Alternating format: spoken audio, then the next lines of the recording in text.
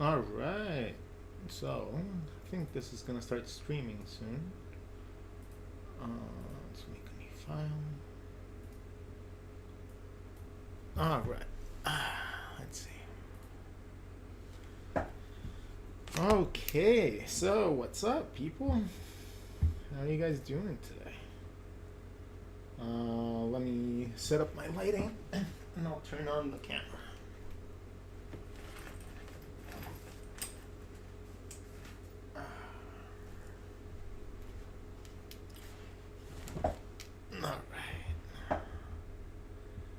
Logitech showing me Rod's face. Let's see. Are we streaming? We are streaming.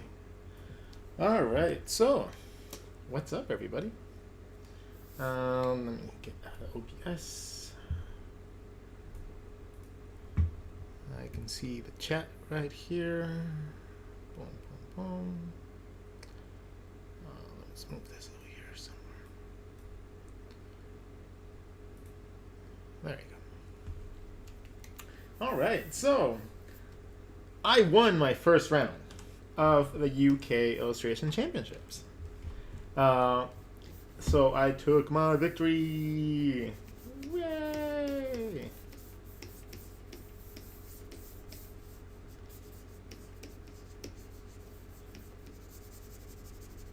So I have that to be thankful for, and I have that for wanting to celebrate tonight. So the way that I'm gonna celebrate is by just playing around with the program, trying to get a feel for what I want to do tomorrow. Not get too hung up on a lot of details, and then just get really familiar with the tools, so that I can do more whatever I'm actually, competing.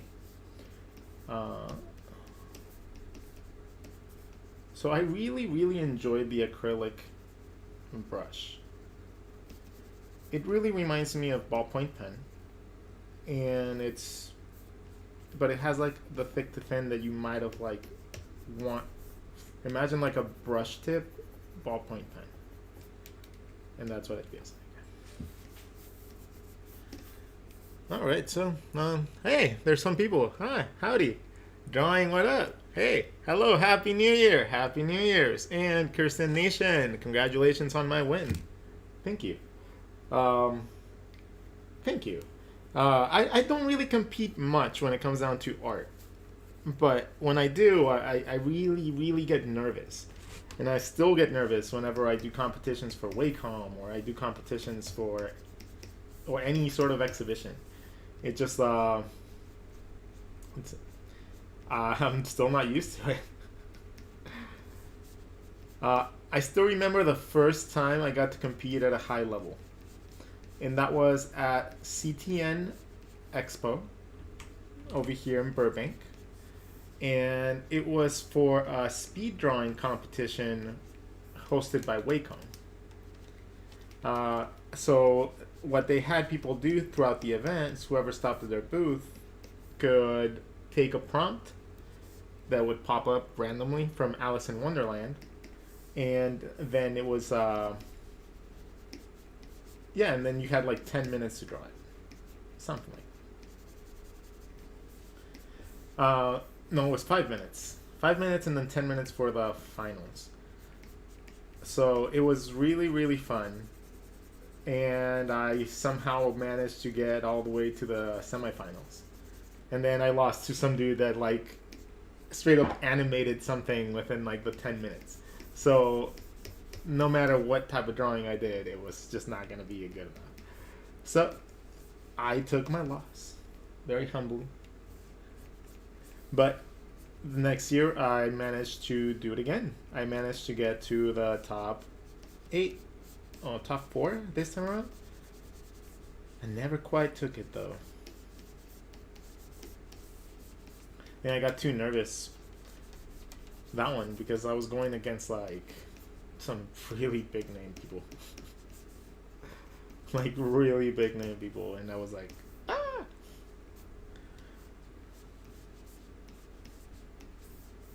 And then the one that I did with Wacom not too long ago with Derek Loffman and Animated Life. That one was I was really nervous in that one.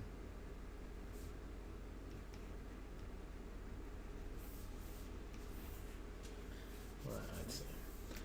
Yeah, so this is a nice brush just for sketching out. Really, really lightly. I don't know, thicker.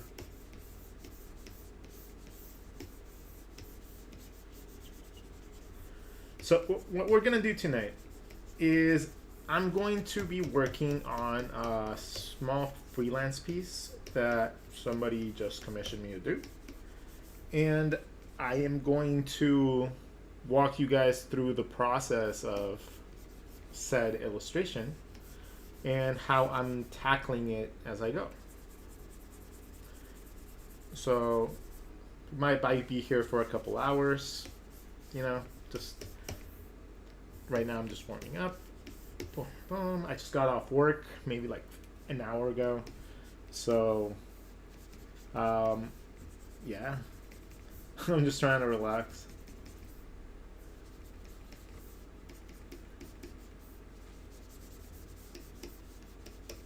So what do you guys have to say today? Thank you so much to everybody that was supporting me, and then the people that showed up in the chat. I don't know if you guys are here or whatever, but thank you. Seeing my name pop up there like with some of these awesome artists, it's really, really cool. It's really nice to see.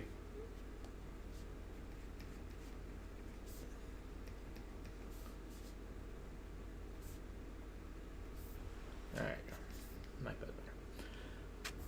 All right, so hat, like that. So what do you guys got to say today?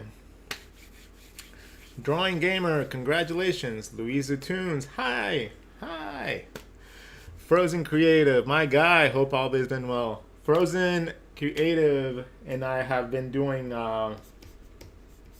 illustrations and t-shirts and stuff like that for his company for a long time now. He was one of the people that was my client for a very long time. Awesome work, by the way. Breezy J, what up? Louisy Tunes, I'd like to compete someday. Hey, you can. There's a bunch of different competition level type of things that you can do. You just gotta make sure that you're not getting hustled into doing free artwork for it like that. That's the only thing you have to be mindful of. Okay, so let's get my freelance project going. So this one is going to be a 20 by 30 poster. So we are going to make it 20 width, 30 tall, inches, 20 by 30. We're going to select RGB profile at 350 DPI because I want to be able to make sure that this is printed really big. So I got to see how it's going to be looking on your guys' end first because the stream is kind of weird. So I need to bust out my reference anyways. All right. So my friend here that commissioned me would like him and his girlfriend with their Halloween Mad Max outfits, and they look like this. Let's see if I can paste into it.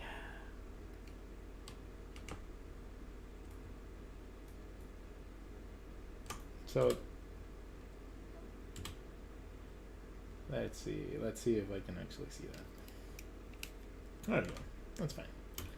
So we have these two lovely people that want to get drawn as a movie, just a Mad Max type of crazy post-apocalyptic type of thing, right?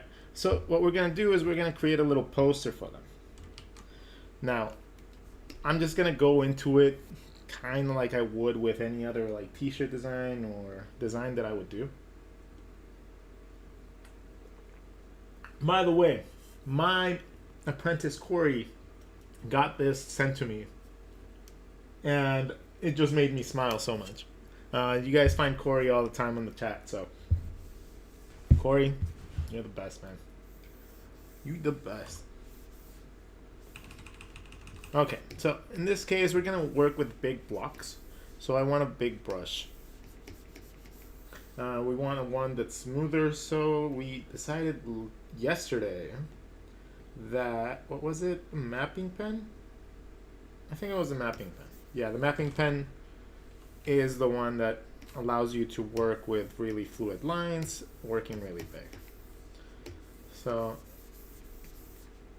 ooh, at this resolution and size, the program definitely lags.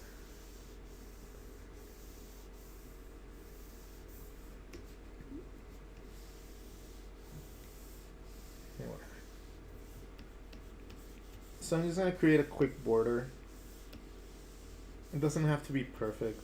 I hate things that are just perfect. Like, ugh.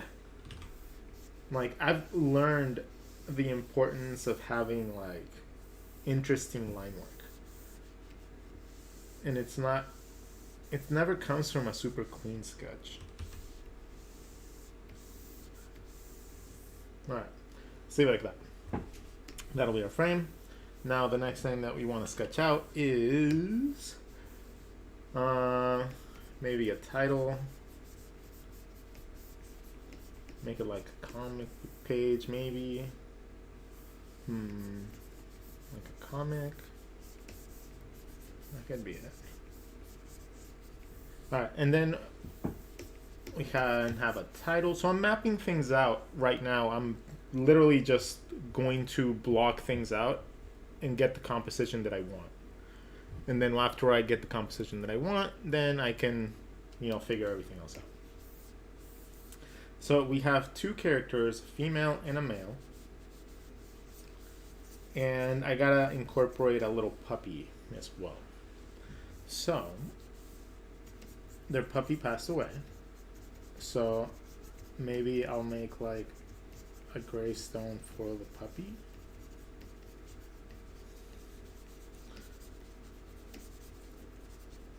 Right, like an idol in a cave.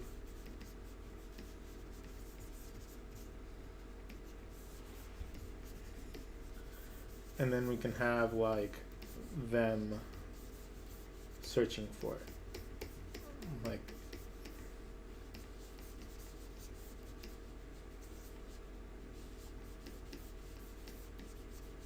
and then we can play a little bit with perspective too.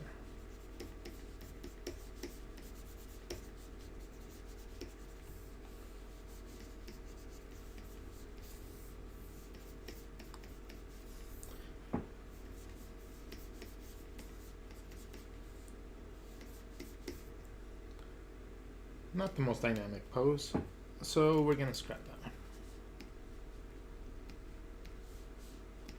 Alright, let's see. How else can we do this? I mean, there's a bunch of different ways we can do this, but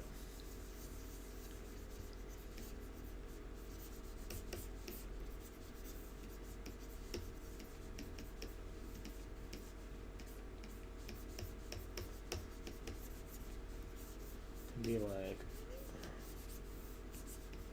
Conan, this girl.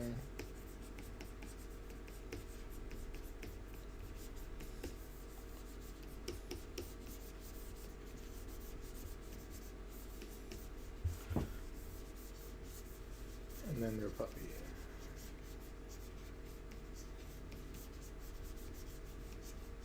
Like a monument to the puppy. And have a sword, or whatever weapon she wants to be doing.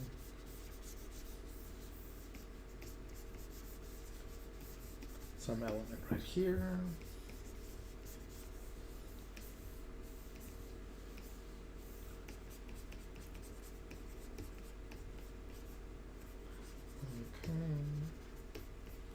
He wants to be a warrior. She seems to be strong.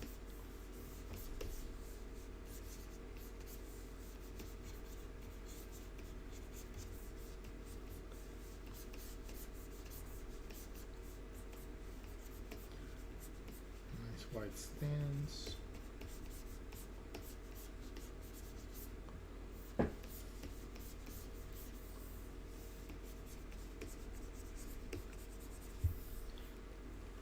Maybe show him a little bit more.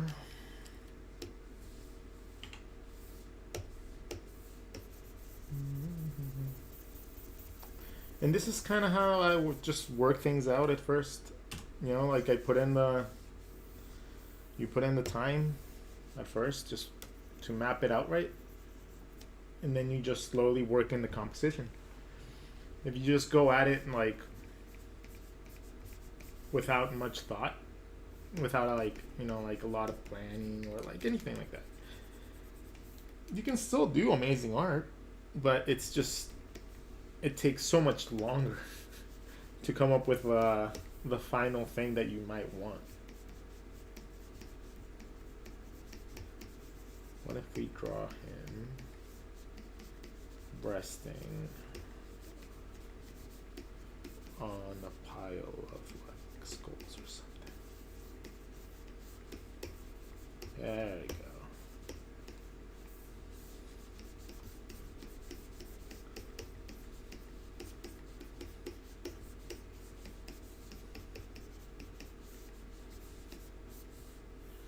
Yeah, I kind of like that.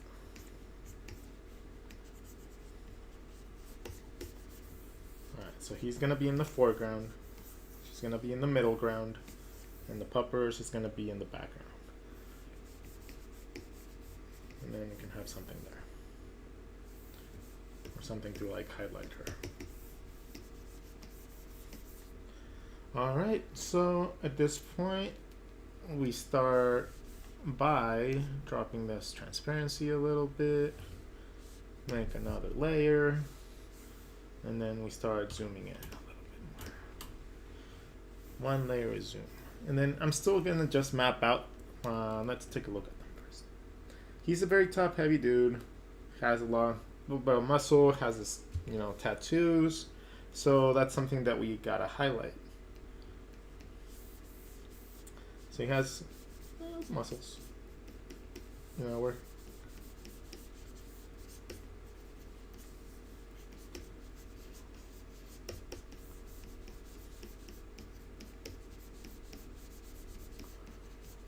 and this is why anatomy is important, kids, so you can draw things like this.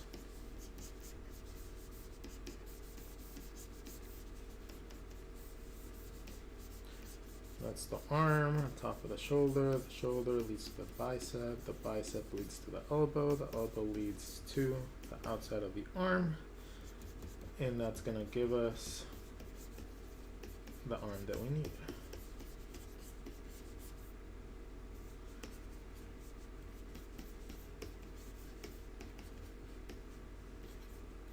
Alright, this would be like a skull or something.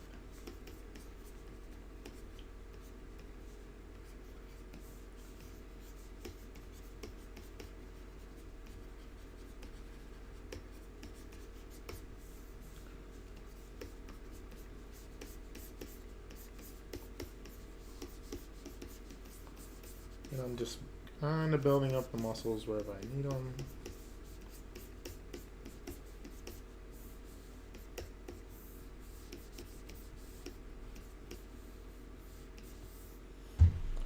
Alright, so now let's look at his face. He has facial hair, so kind of like Caldroy.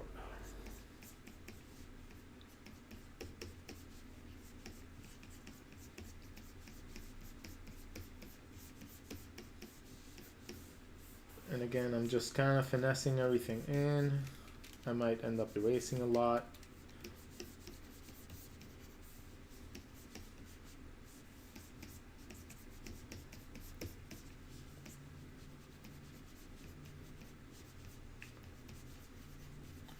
So he has facial hair. gonna have a bun and long hair.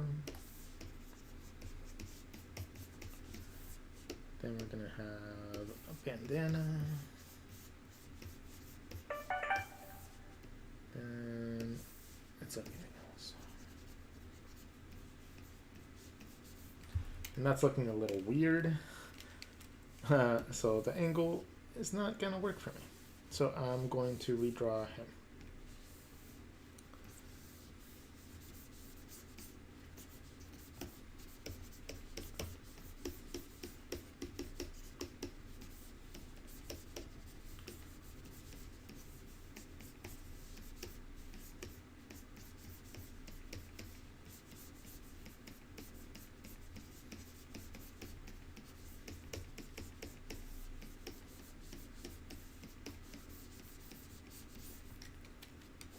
Something like that will look a little bit better.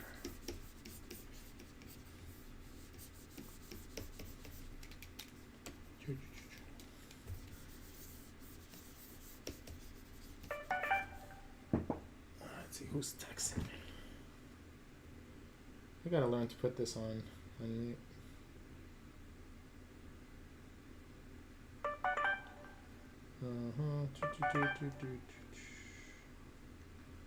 Alright. Silence found. Alright, so we're gonna have the face like that, and he's still gonna be holding the skull of his enemies.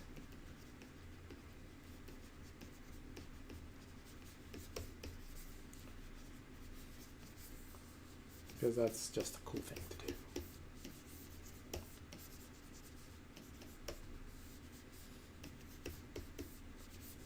So the arm, shoulder, bicep.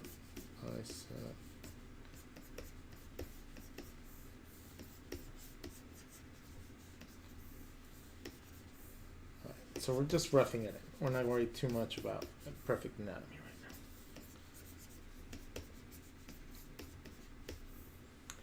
now. Alright, so we have pretty much him mapped up. So we had like top hair, he had a bandana, he has deep set eyes, whatever, and then his facial hair. Okay, and it goes like Tony Stark.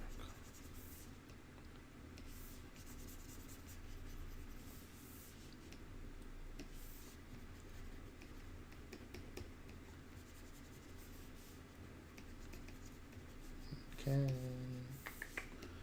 just mapping it out little by little. And then we're gonna refine and refine and refine. We're gonna change perspectives, but once we already have the base mapped in there, we don't have to worry too much.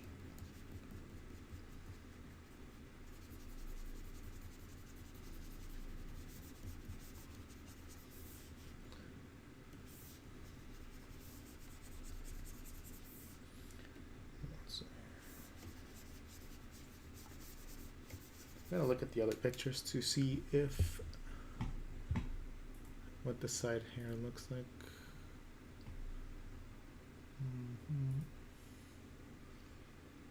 Okay, so it's short. That's it. It just comes off the top. There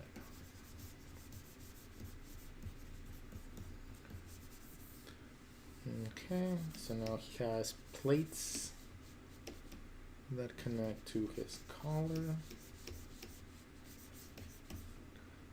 He has 3 plates. One goes over here. And it goes here. And a few that come right here. Okay, so that's one side of his armor.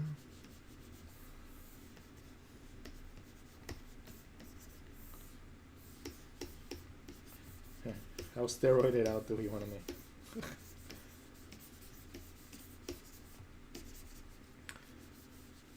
And the other side has a tattoo. So I'm just going to scribble some stuff.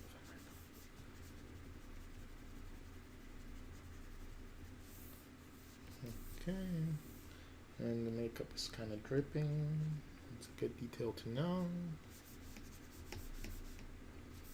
Seems like his hair thing too. Alright, so we have, there you go. Now with her,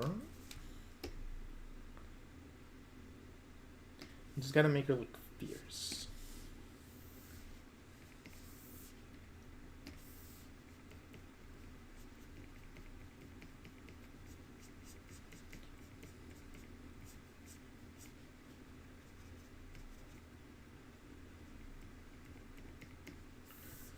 Alright.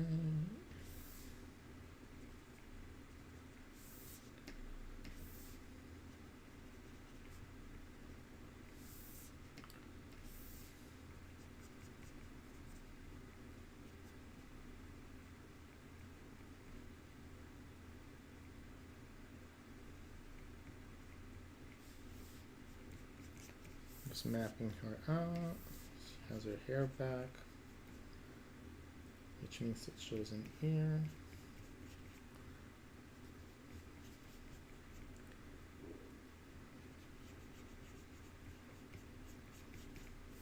And now, does she have like a ponytail?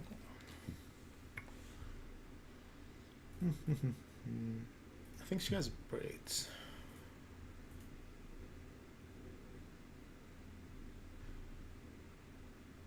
Yeah, that's the only thing. Whenever you ask for anything from an artist, make sure that you give her everything you need. But in this case, I should have looked before I said that I was like done asking for things. I think in this case, it's my fault. And yes, as an artist, you gotta take accountability whenever you don't do the things right.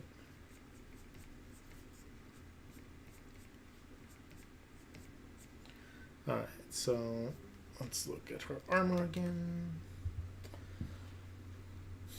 She has fuzzy boots. That's gonna be fun.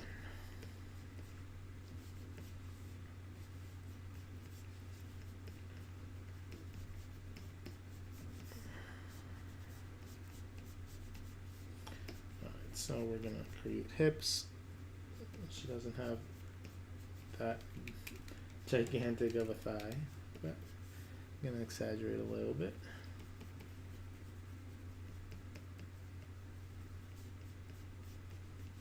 We're gonna not make a flat profile because that's boring. So instead, I'm gonna bring the body out.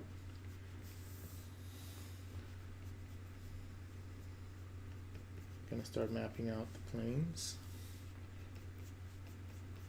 Gonna make her leg come right here.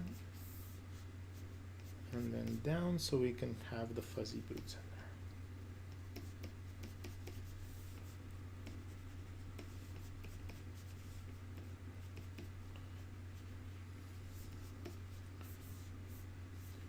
there. Right, so we have that. And she's just crossing her arms. And let's see. No, that's not gonna be a very good pose. Because she has armor and stuff like that, so we want to make sure to accent that. Alright, so she is drinking in a few of these. So we could draw something with that. Fuzzy boots, fuzzy here.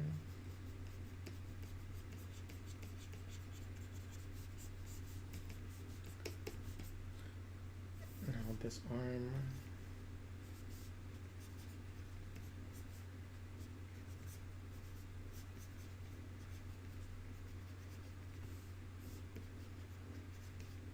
And then like this. And then this one has the armor. And the armor goes all the way up? No, it's just to the arm. It's perfect. Alright, so there. And she has a little fuzzy thing right here. And then it's just normal.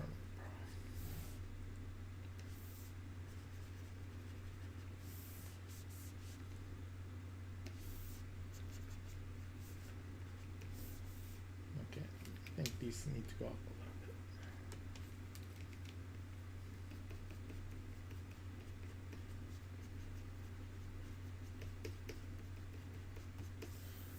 Okay. She has her belly showing. She has a belt. And then she just has hair coming off. For everything. Alright, so we have her mapped out, kinda. What do we want to have for her other one? You know, we just don't want her just sitting there.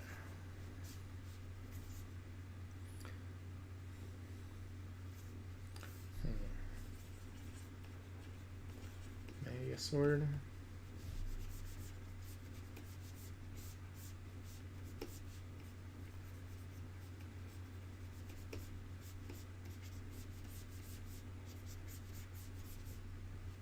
And then the sword could be pointing towards the idol.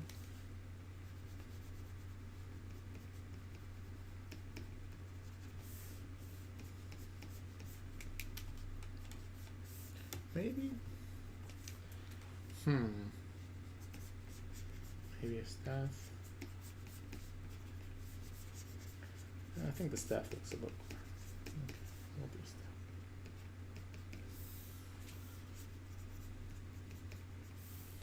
And then this goes all the way around. So. Alright, so we have that. And then our next thingy is the puppy. So let's see. What pictures of the puppers do we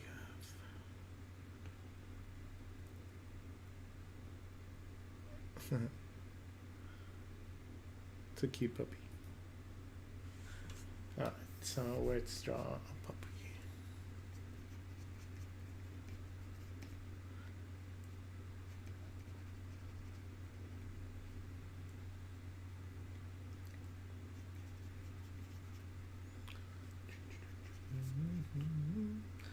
So some dogs are very interesting because like when you start drawing different types of animals, you start realizing the differences between them, and it's just, some of them are baffling.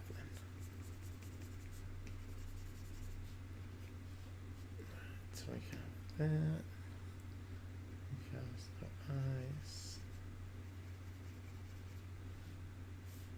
There's a little spot right there.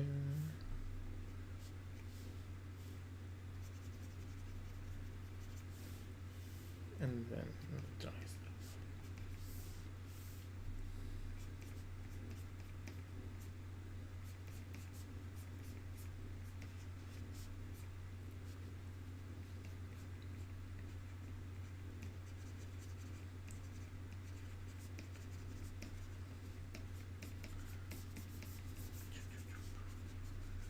There you go. So that's pretty cool. I like that.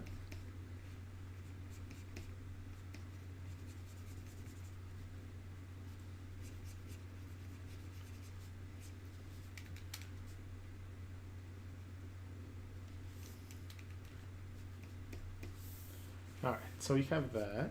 I can make it more dynamic, like going farther up at an angle right here, so it looks like it's more of a godlike type situation.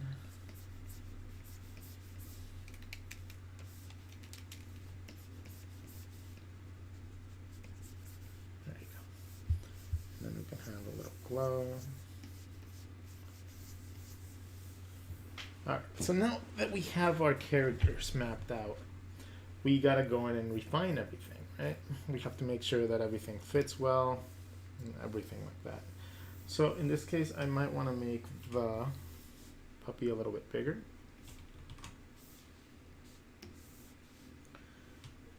This program is weird.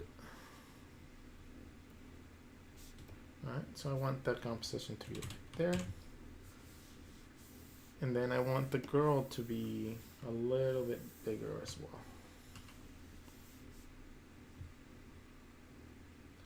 And we won't worry about the staff so far. for right now. We'll figure out the position for that there. And then that way we have enough space for all three of them. We can finish out with the fuzzy boots. Alright.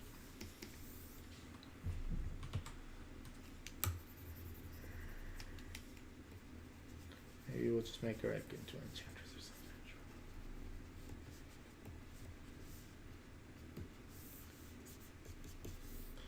Okay, so now that we have the composition pretty much the way that we want it, now we can go back in and refine each of the characters a little bit more. What do? Bring that opacity down. And now we actually pay attention to a lot of details. So we might want to have this guy close by. Right there. So now we make a new layer. And we start. See, I noticed that his nose is pretty round.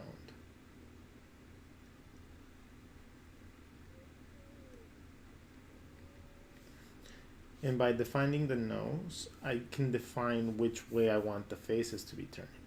So in this case, maybe I want it to be turning this way, but his nostril goes up. So I need to represent that. Otherwise, it just might not look like. Little tiny details like that can make or break your illustration.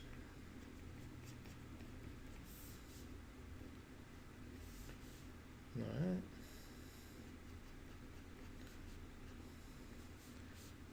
So now I have to decide.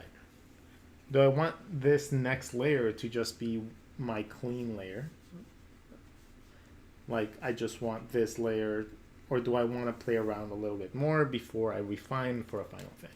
So I think I want to play a little bit more with the shape. So I'm still going to sketch cleaner lines, but it's also going to be trying to figure out how to make this as dynamic as possible.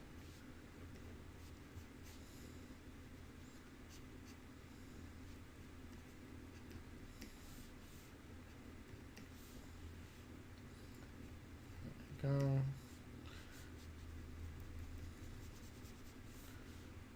This beard goes over here.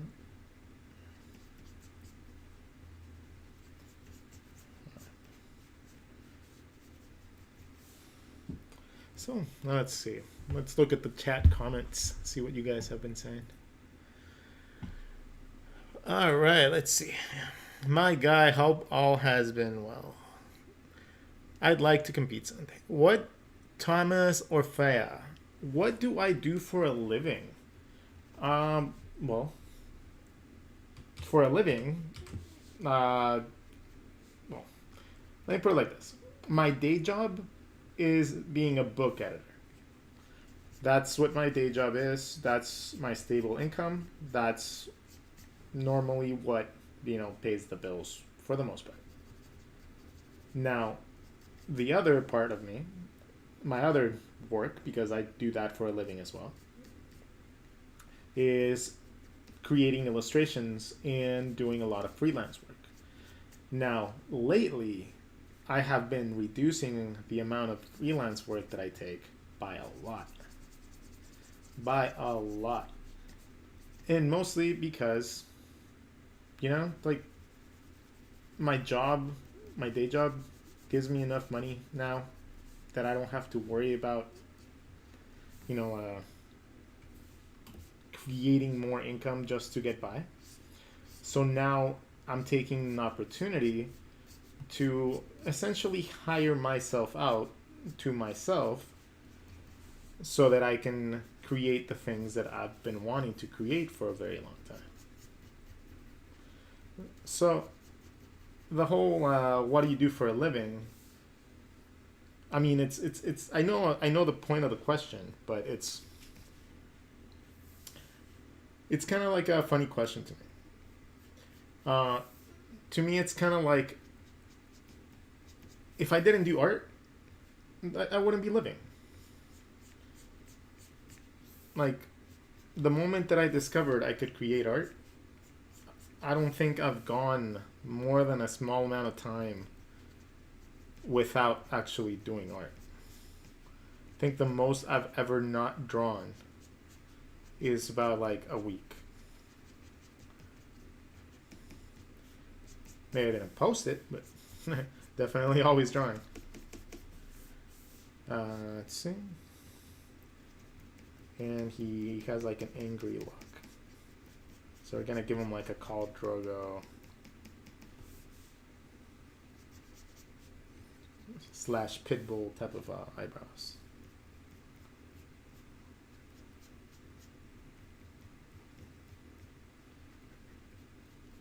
So I could have opted with having his eyes completely black, but just making the eyelashes.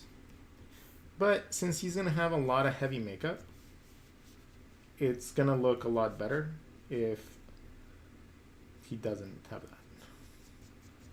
Because then the white of the eye is going to stand out a lot more.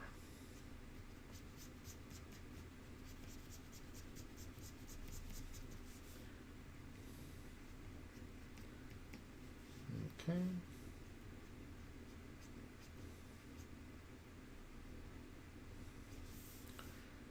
The makeup is drippy, so you gotta make sure to do that whenever it's time for me to do that detail. Alright, the headband has X's. So it's all about the small details when you do commissions. If you capture their essence, that's one thing. But if you capture their essence in the way that they wish they would have get their essence captured, then it's going to be a lot more successful for you. So you got to think, like, how would you want like a commission done for you? That's the way I see it. And I've commissioned a bunch of artists.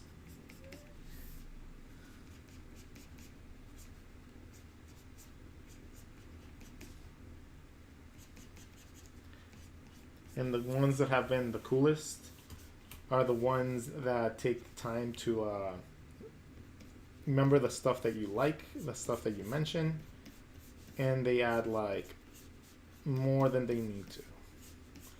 And this is still a representation of my work, you know, like someone's gonna hang it up, someone's gonna like put it on the wall, and it needs to be good quality.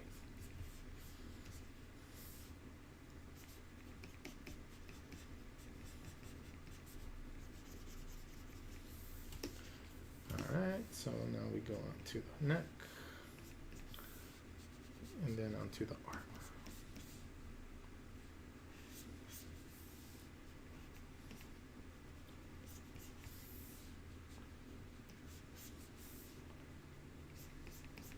Yeah, sometimes, you know, like you might think that it's a pain in the butt having to like redo all these lines over and over again. But at the end of the day, the artwork just comes out so much better. So much better when you actually give it some thought.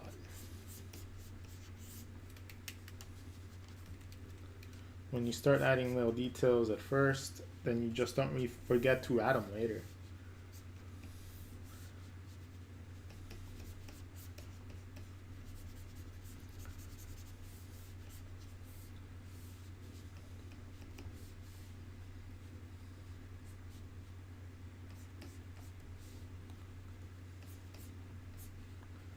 There you go.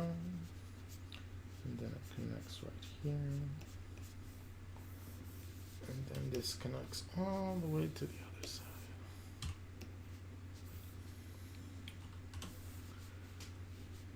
So from here, we're gonna map this out over here somewhere. Okay, so now we have his neck, his clavicle right there. Clavicle goes to the shoulder, which means that the chest has to be around here somewhere. Okay. Let's go. Damn it. Did I just draw all that in the wrong layer? That's awesome. Okay. Going back to this guy. Alright, same process. The neck, clavicle, shoulder 1, shoulder 2, shoulder 2 extends. The twirls come from the shoulders, they go here, so that means the chest has to be around there. Chest goes down, we're going to enhance the chest a little bit.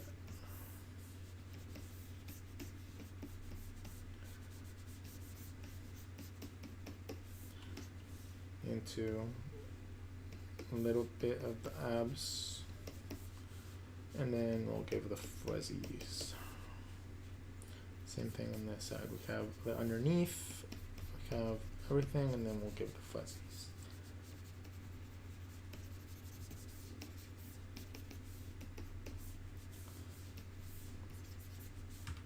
And I might even scoot them up a little bit so I can get that skull.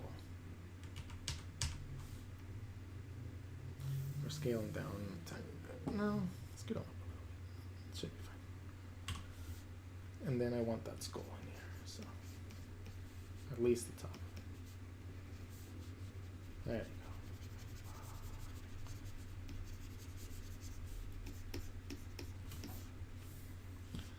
go. Alright, the other arm seems to have armor as well. Does it?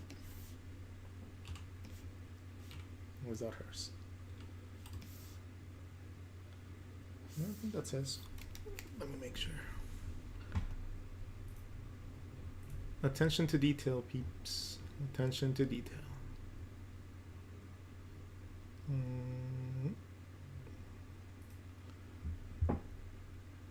Nope. It just seems like one side. Alright, cool. Now that we have him like that, now I can come up with the skull. Let's do that on a different layer, because I like the way that the skull shape looked like here.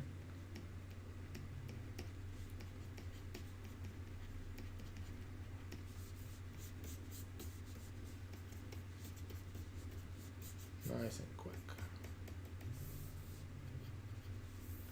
Alright, so let's move that, because we want it to be looking straight at them. Now we have our shoulder, we have our bicep, and our bicep leads to the forearm.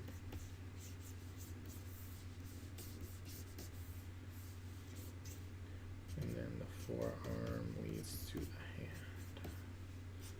That will conform around the skull.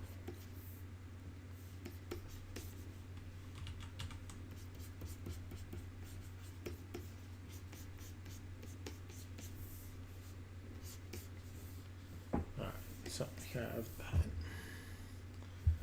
We don't need this inside. Pinky would go up and then wrap around. Webbing, finger curving around, finger coming around, and finger above it. Yeah.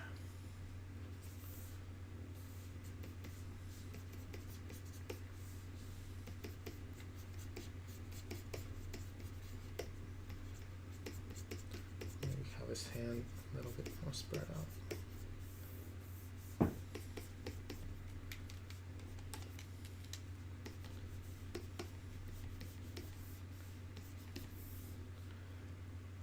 But he still has a fuzzy thing here. Alright, so we have him. We'll add like the bottom of this, the jaw. But we'll make it bloody.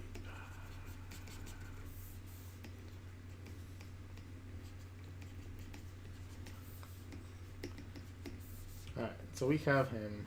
I need to get his tattoos still, but I'll worry about the tattoos when we're ready to ink.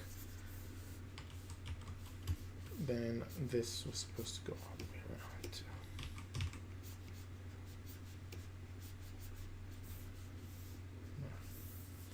Alright, so we have him.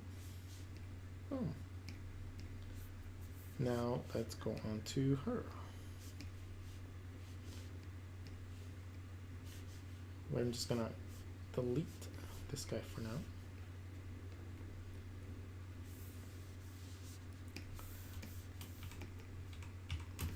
Alright. So let's map her out a little bit more.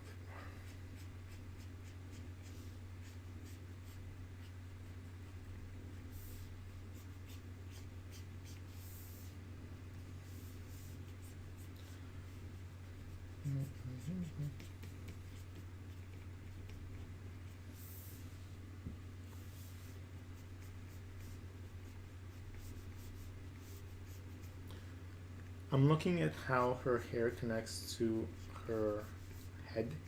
The widow's peaks, you know, parts in the hair, they all make a big difference. So you gotta keep those in mind.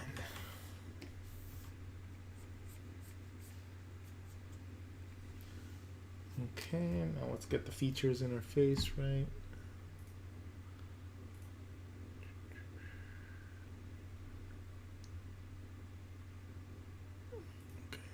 She's smiling. Okay, so the features were pretty close to good. She has very angled up eyes.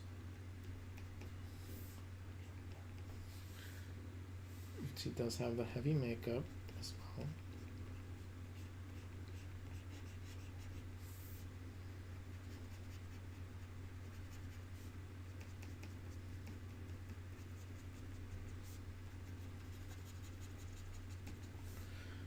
Her eyebrows are a little bit smaller than that, but it's still pretty angled up.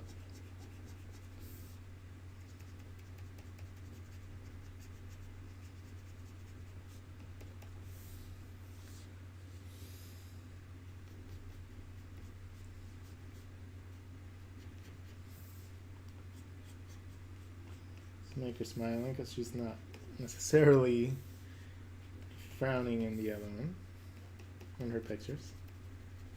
She seems like a happy person.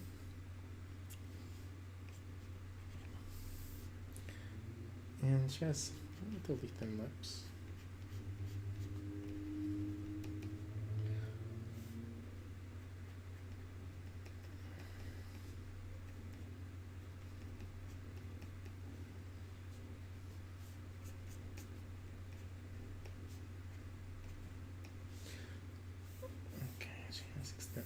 There we go. So we have her face for the most part, and then she has braids coming back. So hair doesn't stick out as much from the base skull. So whenever you're drawing hair, just keep that in mind. It's not that much. Like, it's just whatever hair puffs up from the top.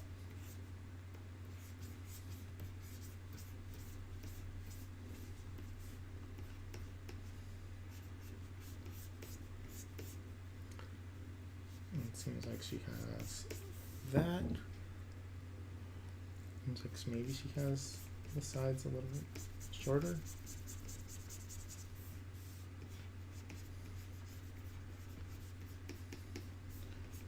And then she has her braids.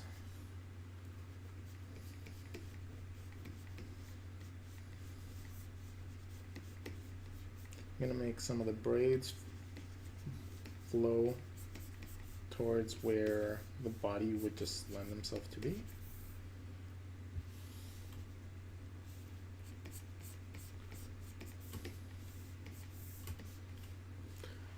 Okay.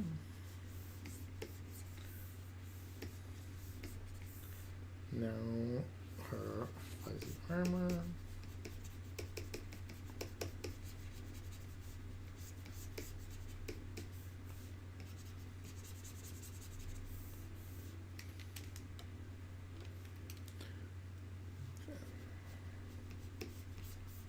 Shoulder. I'm constantly thinking to myself, what's connecting with what I'm drawing? That way I'm always consistently thinking that I'm drawing things proportionally. If you ever end up with a drawing where like the arm was way too big, or one side was way bigger than the other, or the forearm was really long, well, that's what happens when, you know, we don't think them through.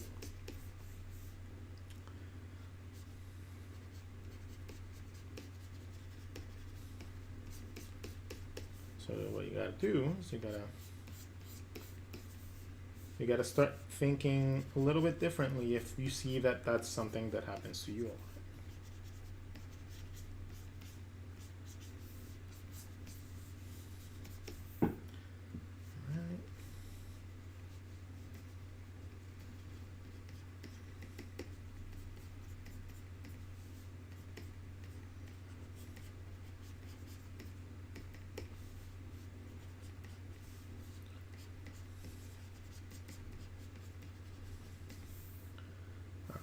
So we have that.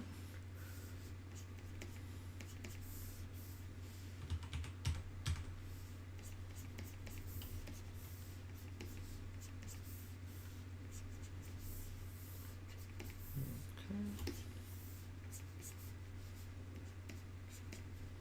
Her chin. If you ever wonder how wide the neck should be, well, you have this side of the jaw. You can trace back to the other side of the jaw. This is where the other ear would go, and then the other ear determines where the muscles go towards the middle of the sternum. So it would be around here. But that looks a little bit too big for my liking, so I'm gonna curve it in more. So completing the same objective, but breaking the rules in a way that makes sense to me, so that it looks a little bit more appealing.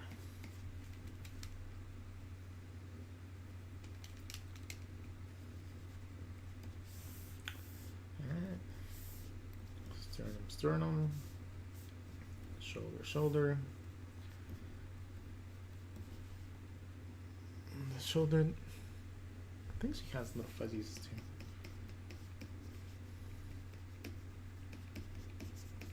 Alright, so now we have that part of our armor.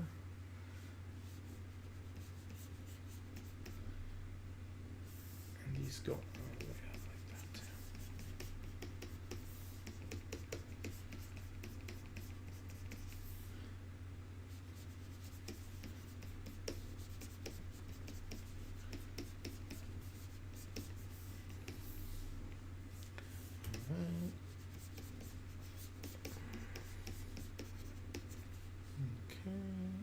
She has another.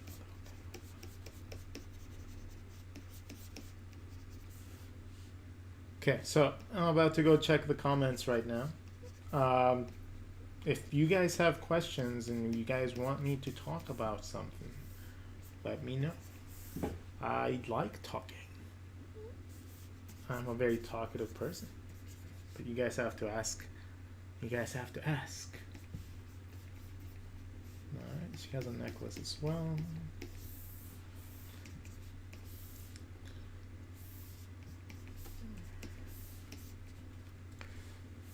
And her belt seems like a big, thick leather belt, which she's probably really proud of.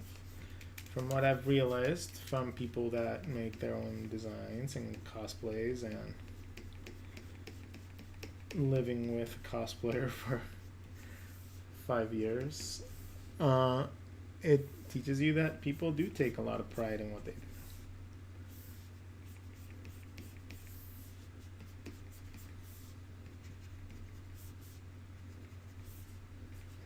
Belly, hip bone, tabs. And then it's feathers and strings of leather. Interesting.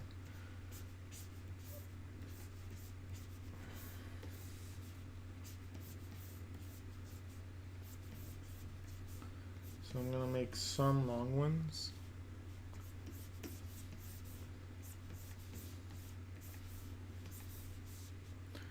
And then some not so long ones. Some that go around the leg. And then we have our legs.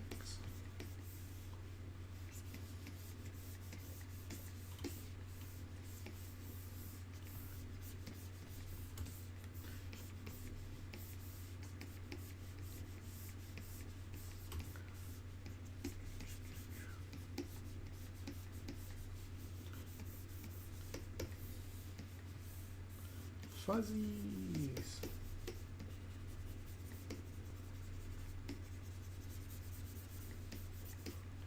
Fuzzy legs. Crosses. All right.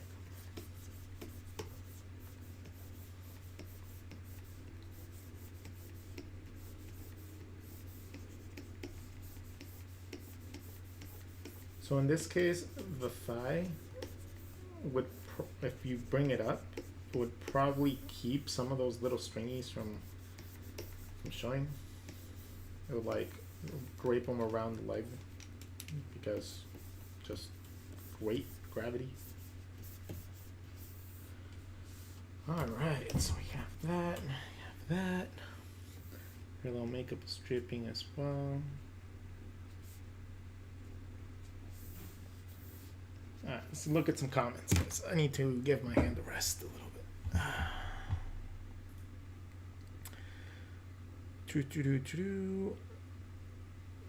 When is round 2?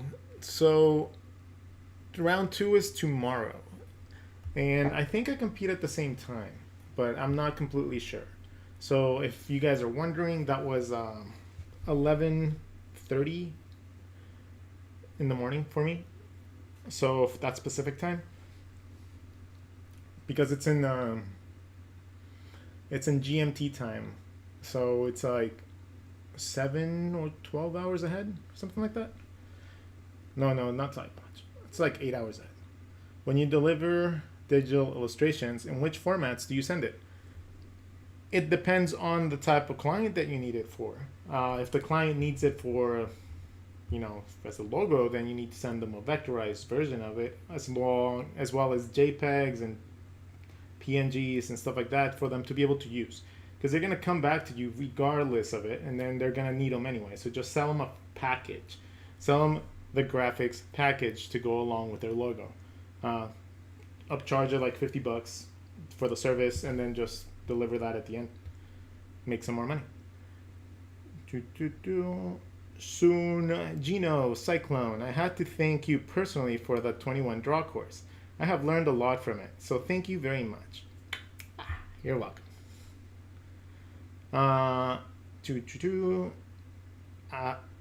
Bum ong. Not sure what that means.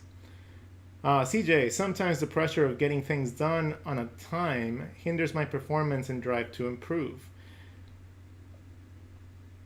Well, why are you trying to time yourself?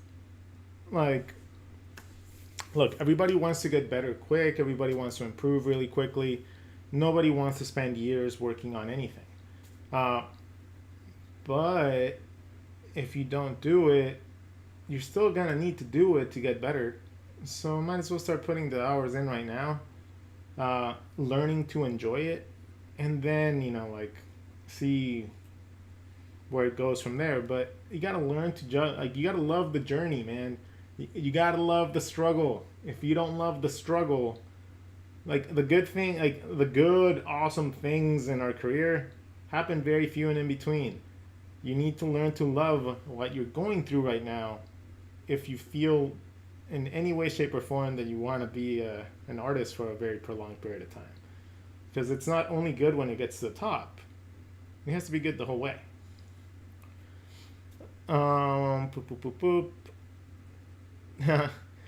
Just got up. I didn't expect it will be the awesome morning. Oh, thank you. I like your your hat, Rodgon. Thank you. Quick sketch illustrator. How do you get inspired or keep motivation? Is it kind of like you are sculpting? Can you know your character name? Hold on. How do you get inspired or keep motivation going? Let's keep drawing, because otherwise we're never going to finish this. How do we stay motivated? How do we stay inspired? Whew, isn't that the question, right?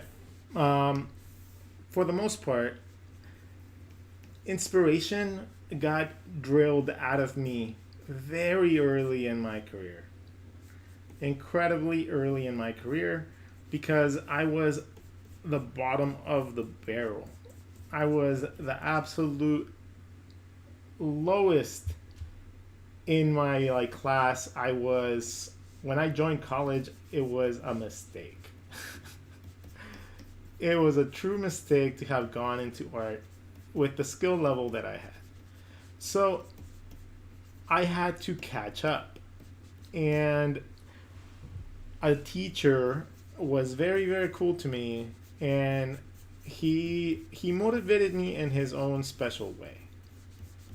So he made me draw entire sketchbooks at a time, just so I could catch up to everybody else. Everybody else had a lifetime of experience, right? Everybody was telling me that they had their first art classes, or they did their first paintings when they were babies, or in the womb, or something like that.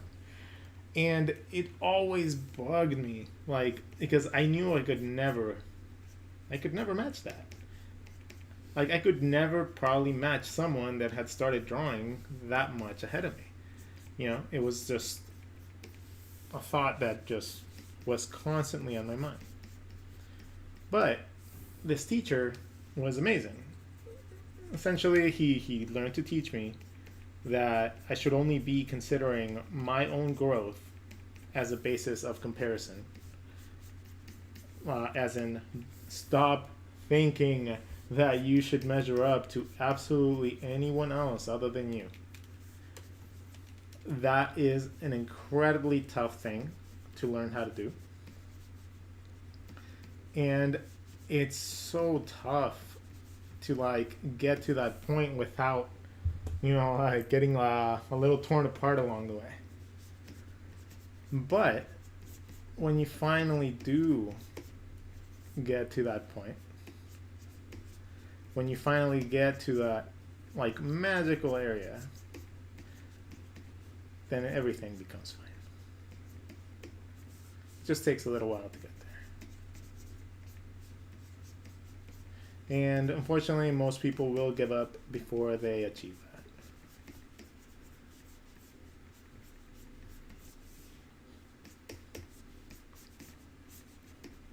And that's a sad fact. That's just a super depressing statistic to me. When I went to art school, I went to school with some very talented people. Some very, very talented people. And it's so unfortunate to know that a lot of them were just not able to make it. So they found other ways to make a living. Knowing how talented, how much inspiration I got from these people. I'm not liking this art. Let's don't hide it, but let's start from scratch. Alright, so we have this. Let's get rid of some, not that. Let's get rid of some of the extra stuff that we don't need. Alright, there you go. We can work with it. Let's sketch it out right here.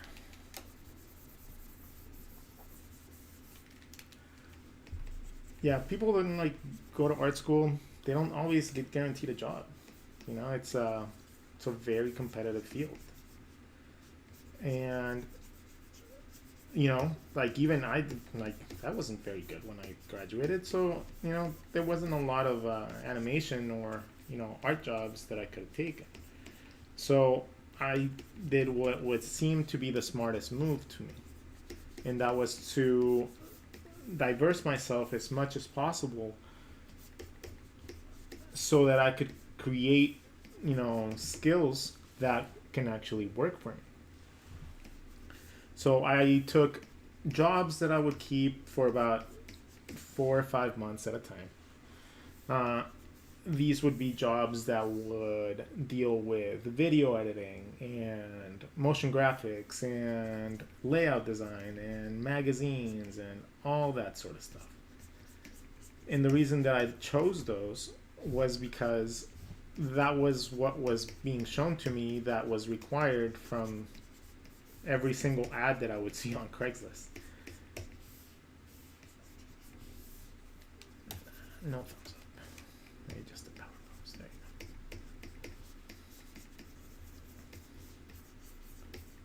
go. That works. So, yeah, so I started taking jobs that were just valuable to employers. And, that led to every job landing me another job. And then that other job landing me a different job. And while I was at a job, I always kept looking for jobs. Because I knew that I would, learn everything I needed to learn from that very quickly. So essentially I was using, jobs as like a school. I was trying to learn how to be an artist without starving, because in my animation school, they only taught me how to be an employee. So I was really struggling trying to do things without, or finding a job that paid decent enough for what I needed to live. Like, San Diego's not cheap. So it was always a struggle. I considered a lot of times moving to places like Texas or New Mexico or Arizona, just because I knew how much more affordable they were over there.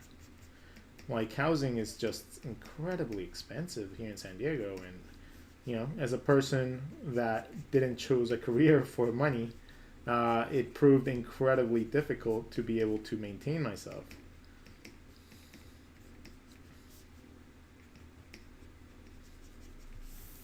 I like that. Okay, so we have her pretty much mapped out. Let's draw some braids.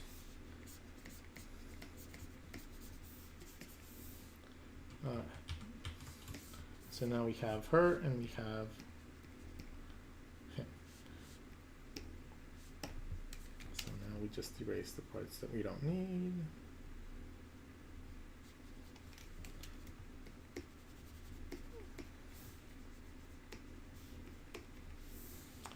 And then we move on to the puppy. And then we do a final rundown of all the inks. We'll add like a little statue thingy here.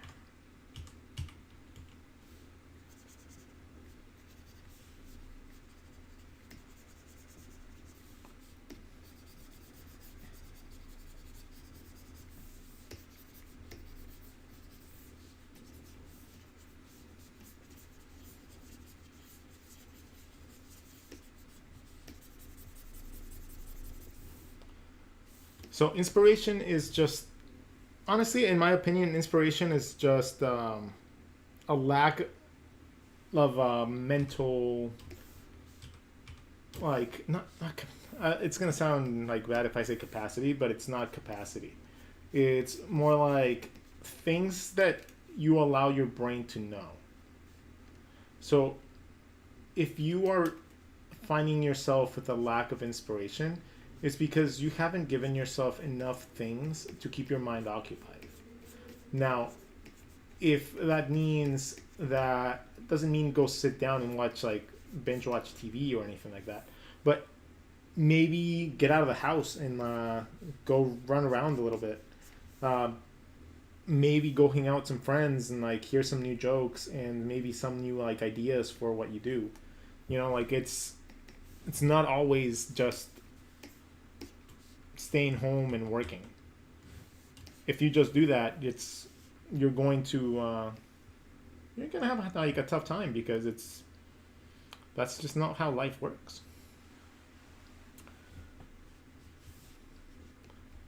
Inspiration comes from experiences. Inspiration comes from other people. Inspiration comes from, you know, like just seeing things that inspire you.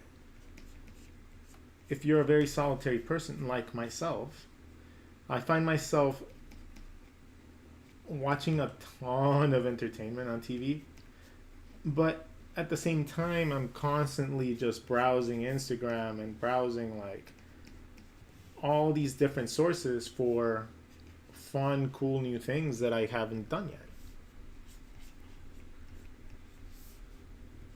So even though I am a solitary person, I still try to interact with people in a very minimal way, right? Like, for example, I don't consider myself streaming and stuff like that, like interacting with people, but this is probably the most I interact with human beings on a normal basis. My work is from home, and I'm not very a person that has a lot of friends. So it's like once in a while I get to go out, spend time with people. But for the most part, I'm a very much a homebody.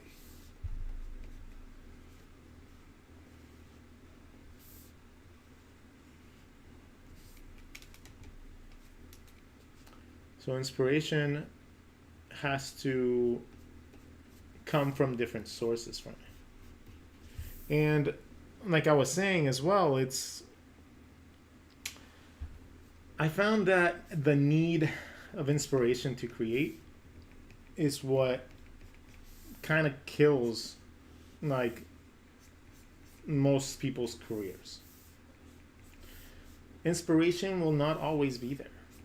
Inspiration is like something that shouldn't happen all the time. Like you should be inspired by something really, really cool that happens or something really, really nice. I don't think that you should be inspired every day by everything you see. But you should know how to make those moments where you do feel inspired last for a very long time.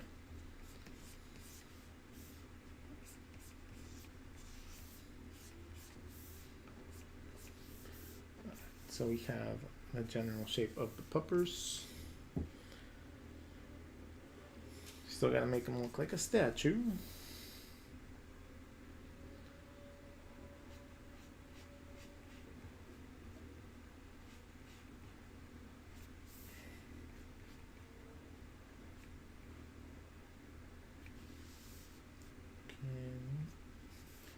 We'll fill the coloring in.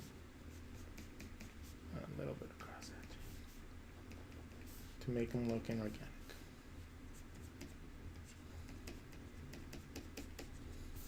And we'll add a little bit of foliage. Maybe some vines or something going around.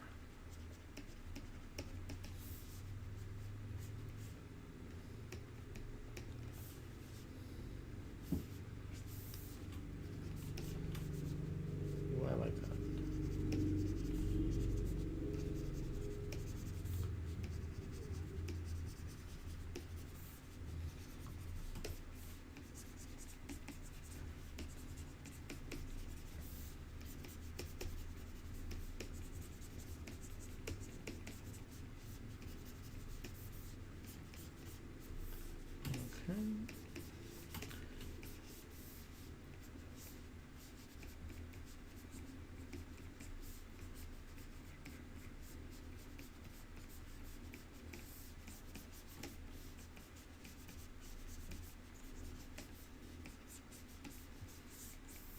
Alright, so we have the main element in our art, so we can start turning things off that we don't need. We're going to shift the girl a little bit so that we can make her a little bit bigger. fill in that extra space right there.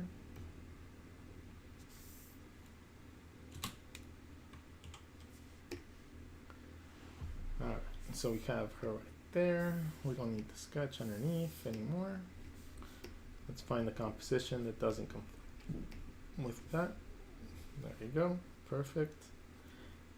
And now we can go in and start doing our inking.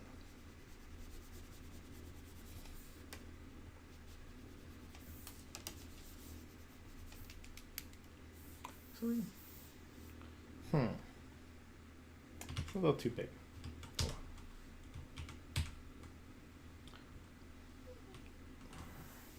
Composition is a very big part of art that, you know, normally doesn't get like addressed too much. But a good composition can make or break something. All right. Okay, now I don't like the leg there.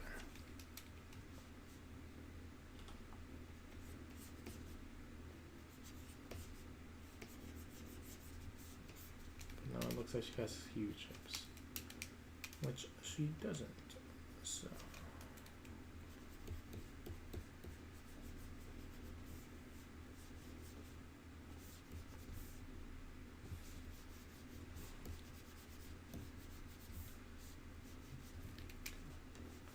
We can keep the same style. It's just the leg that's going back. Okay. And then we can keep the fuzzy bits.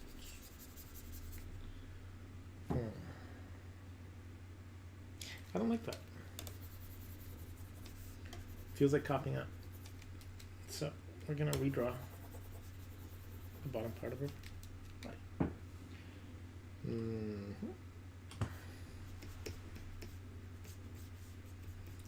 So we have the belt, which gives us the pelvis, and then the pelvis can be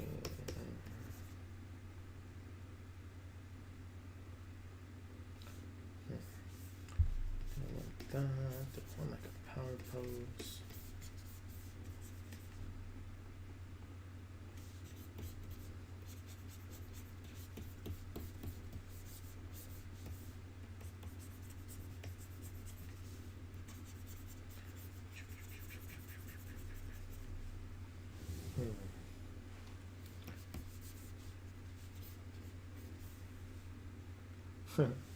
Now she looks like she's jogging.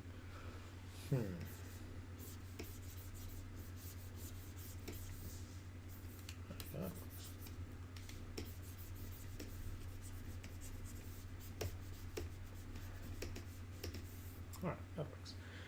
Okay, so we're going to start going into the inking. And with the inking, we're essentially just going to merge everything together and then just going to finish up the artwork from there. One thing I noticed real fast is that her neck needs to be a little bit smaller. Or her head a little bit bigger.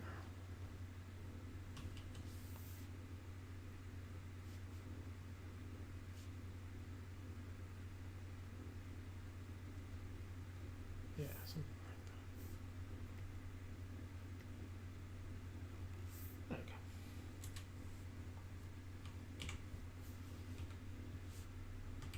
you go. Okay, so now we are going to go in and do the final rundown of the layers. So at this point we can just merge everything together. Just merge something together.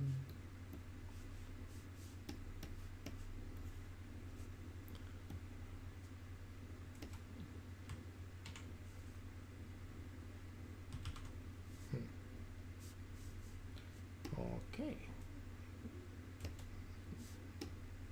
No.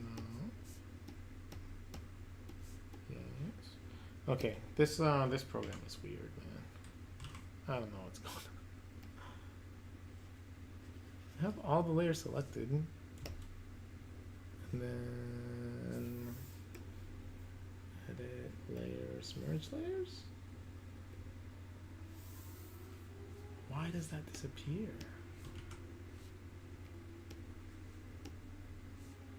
weird. You gotta do one at a time. For some reason you can't do that like in multiples. Alright, so we have that. Now we're gonna bring this down a little bit. For this one, I'm going to make the background layer a little bit gray.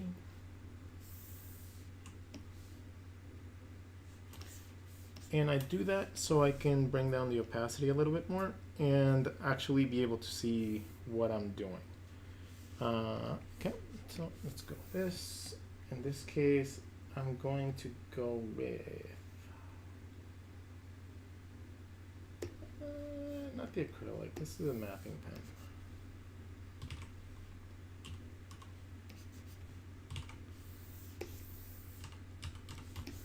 And we're gonna go detail by detail.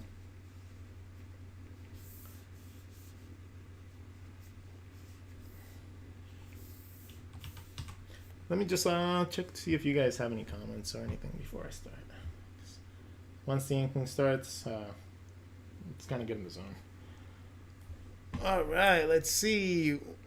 What is a good let's see. It's kind of like you're sculpting. Yeah, I just kind of like map out things, cut them out. I mean, once you start seeing things like that, it changes things. Oh, can I know the character name? The character names are, well, these are two people. How am I doing, sir? I'm doing fantastic.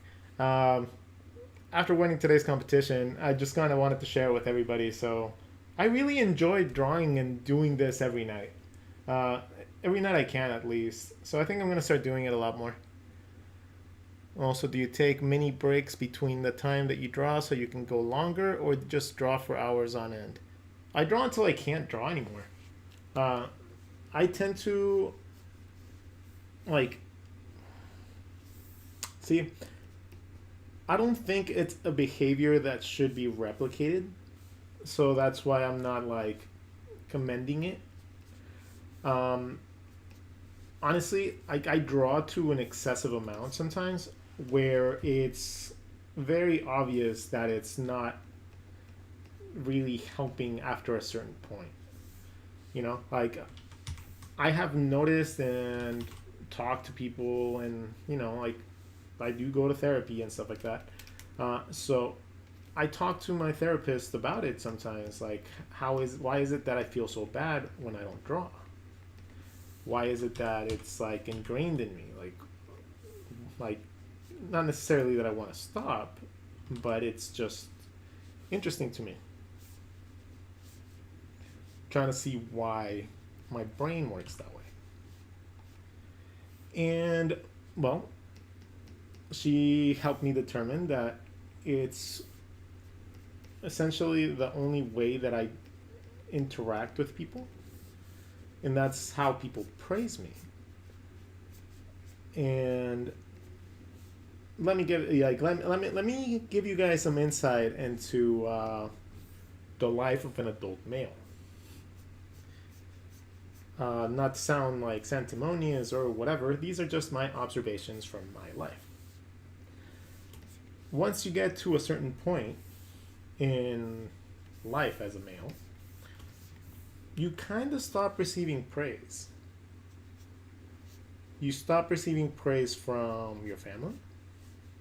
You stop receiving praise from classmates, coworkers, and such like that, unless you have friends that fulfill that role for you. But even then, you don't normally get praised as a dude. If we do a good job, it's kind of like expected for us to do a good job. Yeah? So, if you find something like me with my art, where I constantly get praised, and it's 99.9% of the time, it's very positive feedback. It's very rare that I get people that post angry comments or like inappropriate comments or anything mean to me for my art.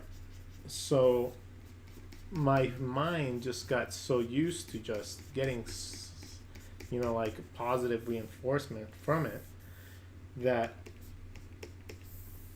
that's why I feel like poop whenever I don't get a chance to draw.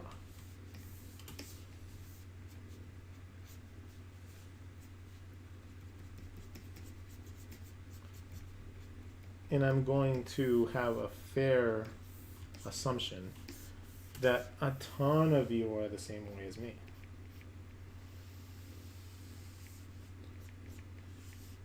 Like you feel like it's a really like strong urge to have to sit down and draw. And honestly, sometimes it feels kind of like an obligation. And when it feels like an obligation, man, even I don't want to sit down and draw, you know? Like when everything just feels like I have to, or have to do this, have to do that, it takes away so much for me.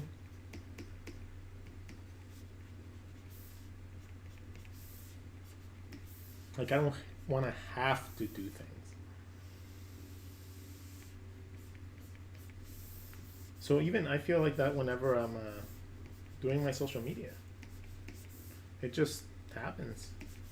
You know, like you just feel like you don't have energy. Just it's really hard sometimes to keep motivated.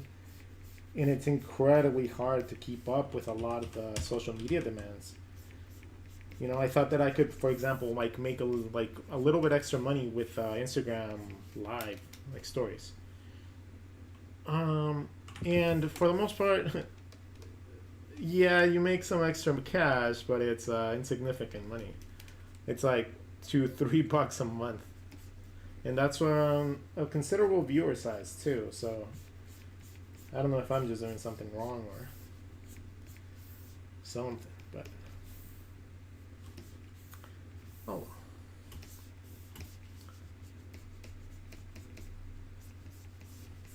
So at this point, this is where we add little tiny details like fly hairs.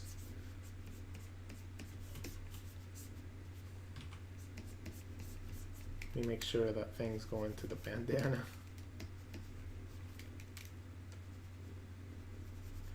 And little things like that. Just keep in mind the little tiny details, like how the hair would like probably scrunch at the connection point with the headband.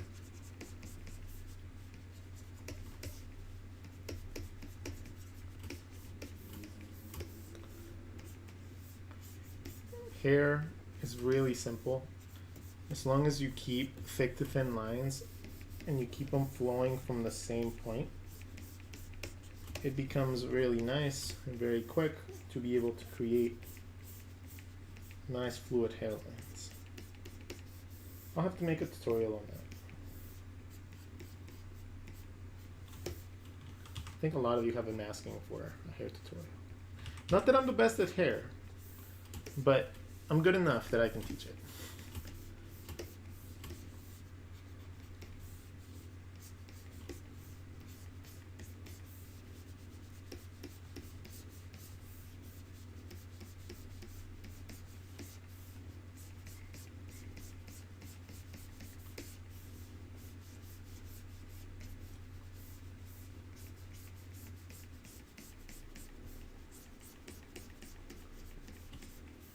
And the whole trick with facial hair is to not draw every single hair. Do it into groupings.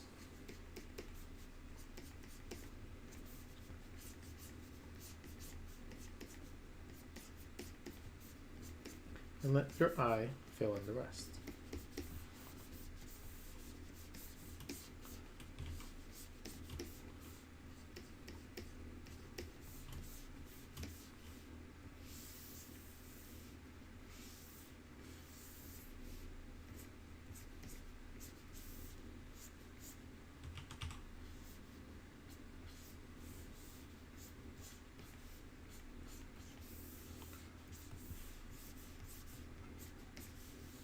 There you go. Now he is for the most part done.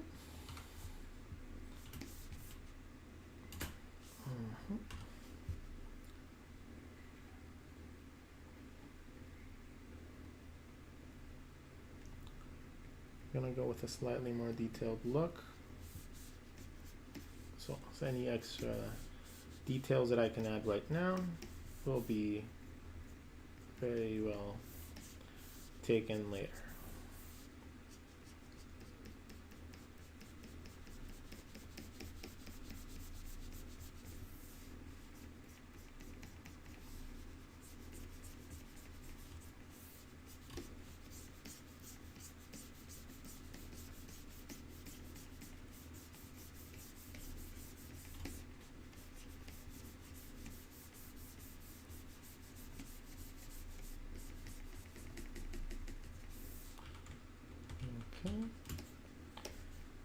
Alright, so we have that. Now we can move on to the neck and the collar.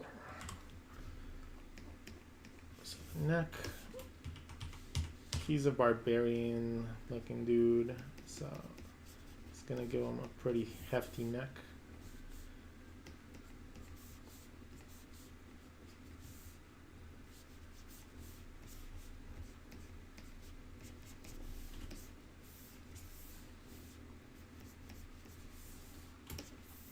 Okay, then we're gonna go the necklace. Ooh. Ooh. Uh-huh. Interesting. Can I make it with like... No.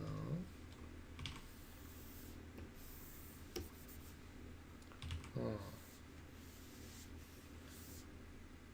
How can I do this but without...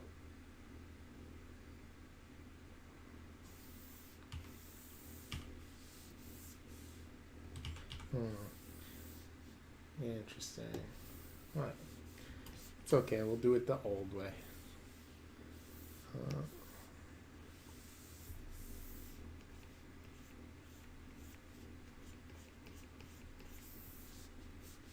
Just gonna make one, and we're gonna duplicate it.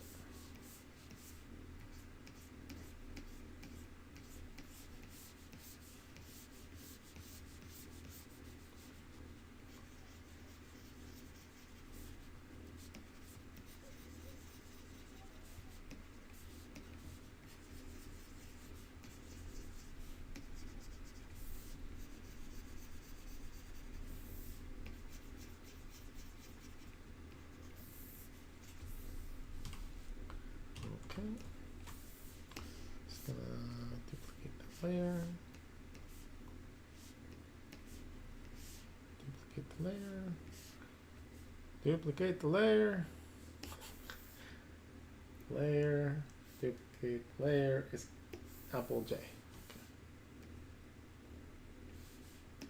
I'll set this one.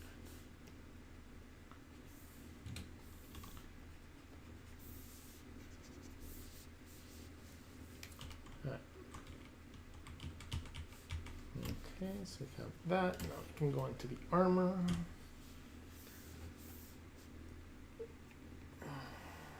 The armor, it's going to be key that you keep a slight air of 3D feel to it.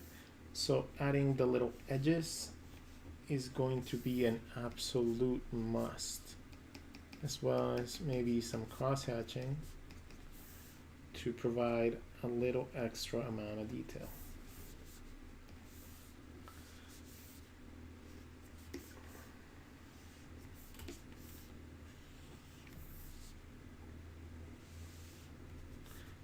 Anytime that anything overlaps, make sure to give it a nice thick black line. For example, these are creating shadows right here, so I'm gonna create some heavier shadows there. And define the edge of this thing right here. I'm gonna define the edge of this thing right there. Combine with this one, and then add one. And every time there is an overlap, I'm going to give it a nice black shadow. so it looks like it's there.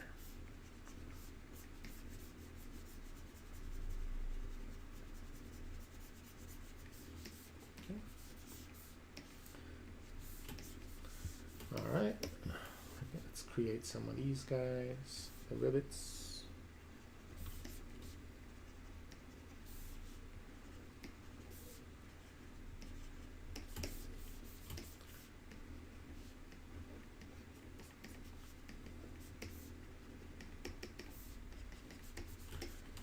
Okay, so we can zoom out. Let's save. Save in my computer.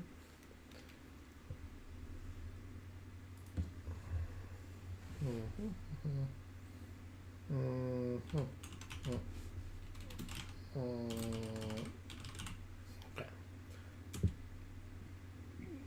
It's saving, mostly because if I don't save, I know it's gonna crash, and it would be a shame because we've put quite a bit of time into this. Let's see. All right, let's look at some comments. Boop, boop, boop, boop, boop, boop. Okay, so what's a good source to learn anatomy? Pinterest. Or literally just looking around and like studying your own body. Go work out. If you work out, you actually understand like a bunch more than you think that you might just from working out. I learned how the neck muscles work for the most part because I started working out my muscles, and I found out that my neck hurt whenever I did certain things. I didn't even know those muscles existed until I felt them. So even working out can help you out. Never throw away my old artworks. Love to see my mistakes and seeing the growth. Some are also laugh-worthy. Yeah, that will always happen. It's a really cool thing. Like going back and looking at your old art will always be. It's always gonna be nice. You're never gonna be disappointed. You're not gonna like feel bad because of it. So, yeah, keeping it is a good thing. You never know when you'll like get inspired by your own things. So, yeah, I say keep everything. Keep everything unless you really don't want it.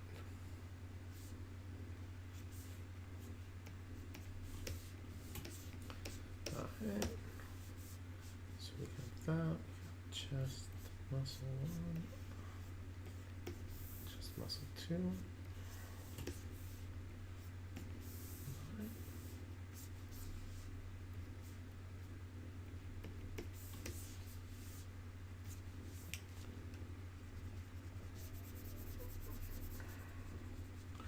You gotta make sure that you align these points. Sternum into the middle of the chest into the pectorals. Okay? Always make sure that everything lines up, otherwise that's what makes drawings look wonky. Like if something just doesn't look quite right, it's probably some anatomy issue.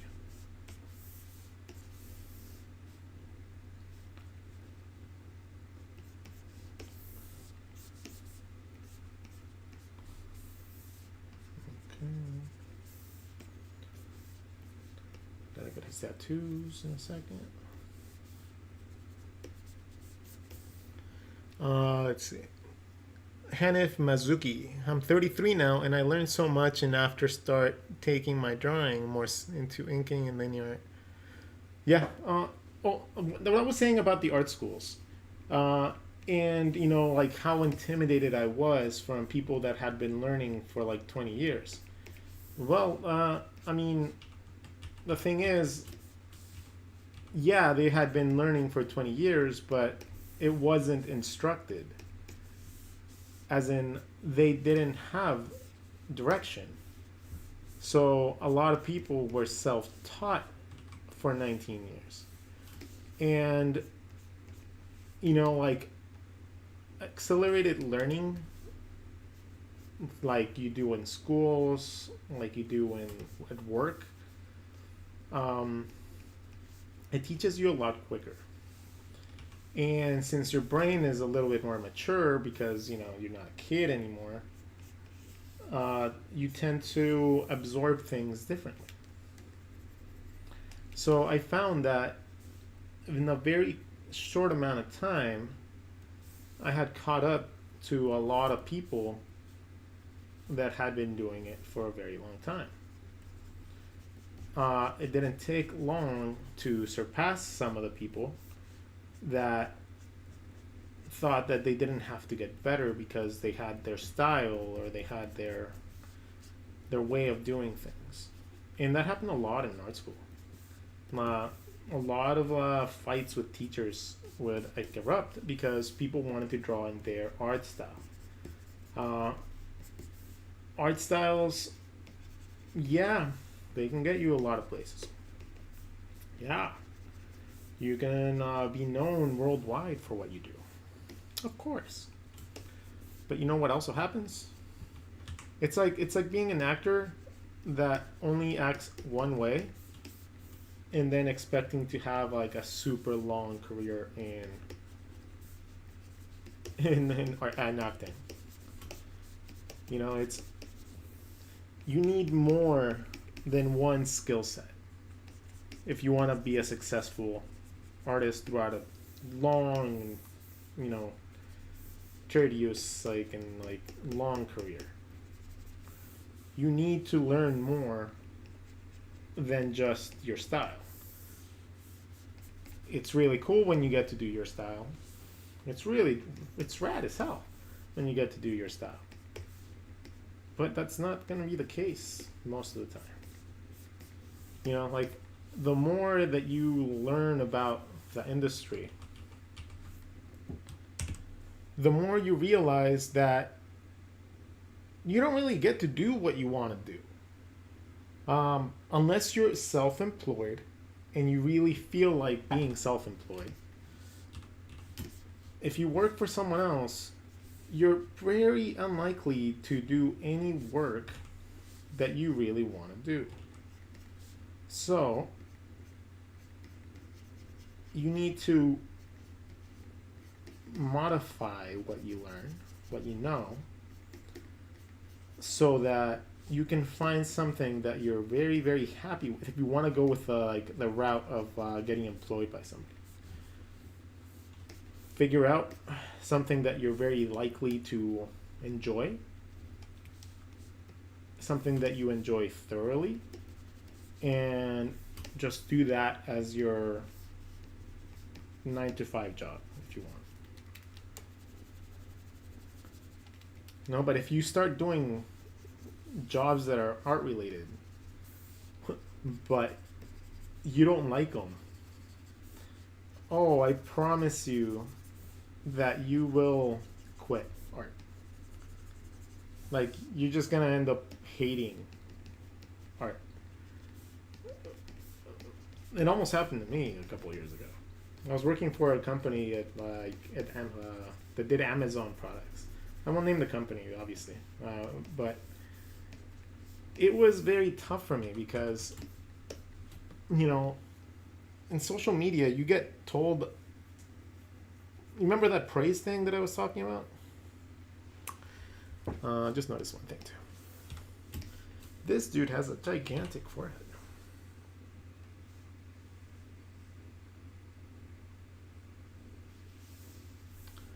All right.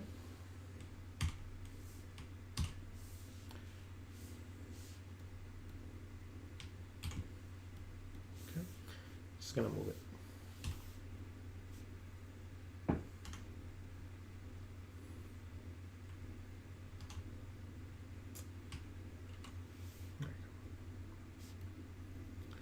So I just brought it into a different layer. I'm just going to bring it down a little bit. It's just too big.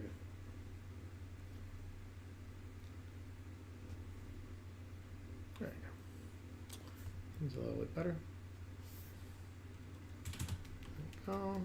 Let's erase the parts that we don't need. Okay, and we merge it down. Oh. We're back. We're back, baby.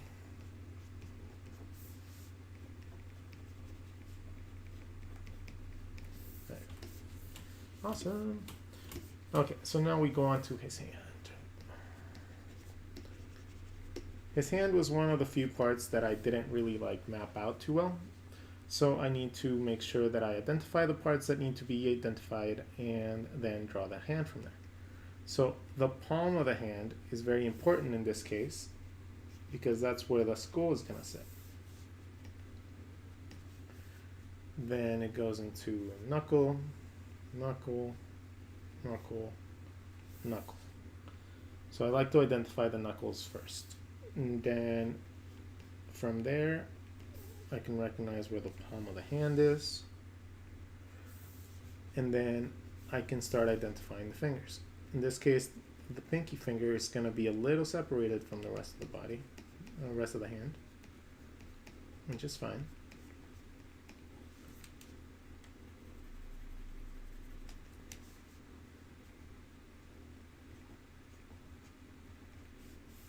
Then we're going to have the two fingers right here.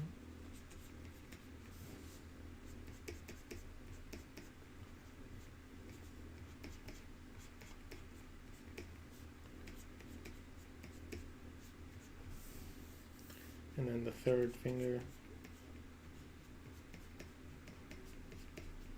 in the back. And just like that, we created a cool hand.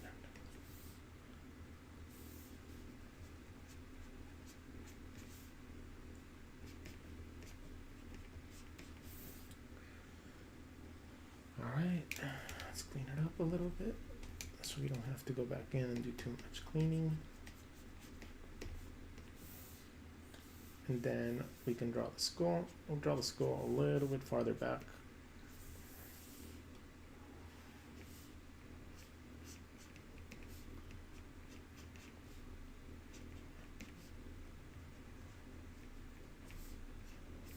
If you're wondering, how can you draw such cool skulls so quick? Oh, my dear friends, it's because I draw my skulls in anatomy. And I did that for a very long time. So I know the landmarks that you have to hit.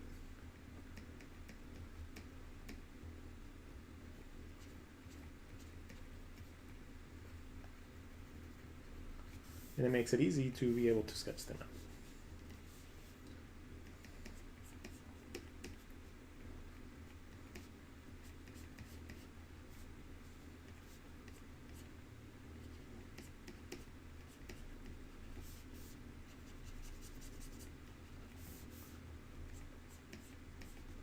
So I'm excited for tomorrow. If I went tomorrow, actually make some money, which is pretty cool. I don't know what I would use it on. Honestly, like, I'm one of those people that just never buys anything for himself unless I absolutely need it. So it's just a bad habit of mine. Not because I don't have money, but it's more like I just don't see the value in buying a lot of things that people do.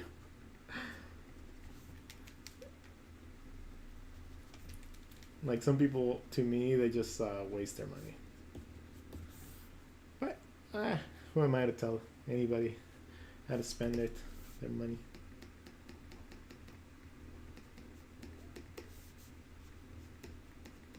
Alright, let's go to the comments while I remember how to zoom out. Alright.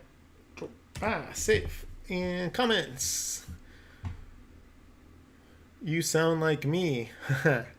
How much time you allocate to draw and work out? I saw your strong bicep per day. Oh, my strong biceps, huh? Oh. I try to allocate at least 1 hour a day to working out, an entire hour. Like, I try to actively be active for that 1 hour. I normally do a lot of body resistance exercises, and I have some weights that I use at home, but I don't necessarily do a lot of super heavy lifting. It's just not something that I ever got into, and besides from doing CrossFit for a couple of years, I didn't really get into lifting. You can get the same result without, possible injury. But I do enjoy lifting. And then I also enjoy pushing my body very, very, very heavily. If I do something, I tend to do it like very, very, very like, I'm really into things whenever I do get into things. So, for example, with cycling, it only took about like a couple months before I wanted to go and do like 100 miles, like a century. And I did it. And then there was doing it on a skateboard for an ultra skate, which is like a marathon for skateboards. I did it, and I skated for 118 miles.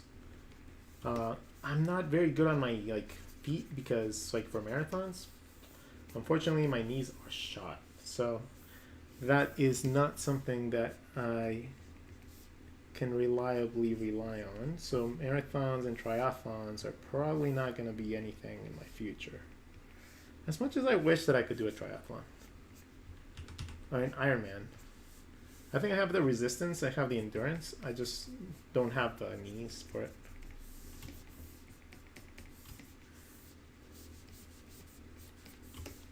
Okay, so this is looking pretty good. If you might, don't mind me tuning my own horn. Alright, so let's see what it looks like. Cool. Not looking bad at all. So now we go in without our sketch, and we just fix the little issues that pop up. Remember, you don't have to clean every single line. Like, part of the art is the sketch. So sometimes leaving a little bit behind is not necessarily a bad thing. Like, it gives it a little bit of character. It gives it a little bit of feel. Like, gives it a little bit of life. At this point, I'm just trying to kind of match line widths and making sure that every part that needs to be crosshatched or edited,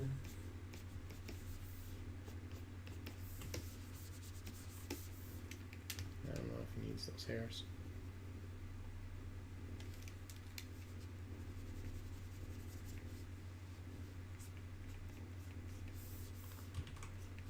Okay.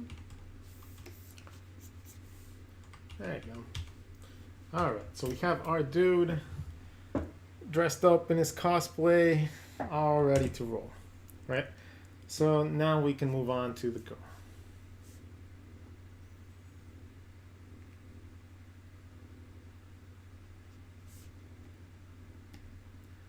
Alright, let's go with the girl.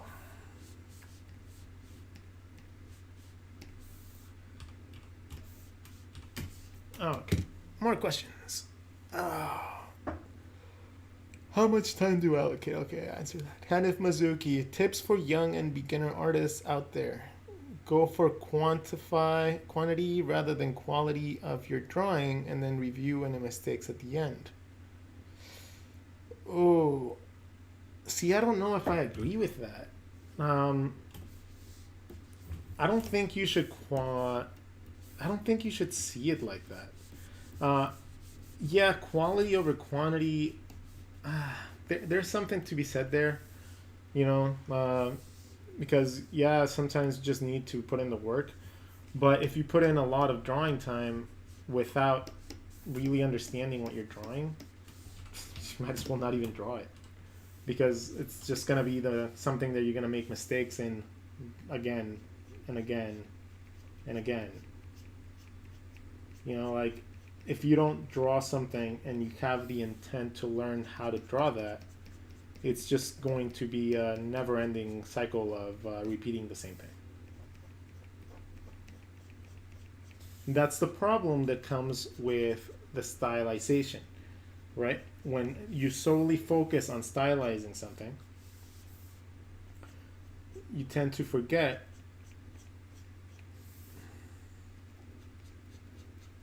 how to actually draw the thing.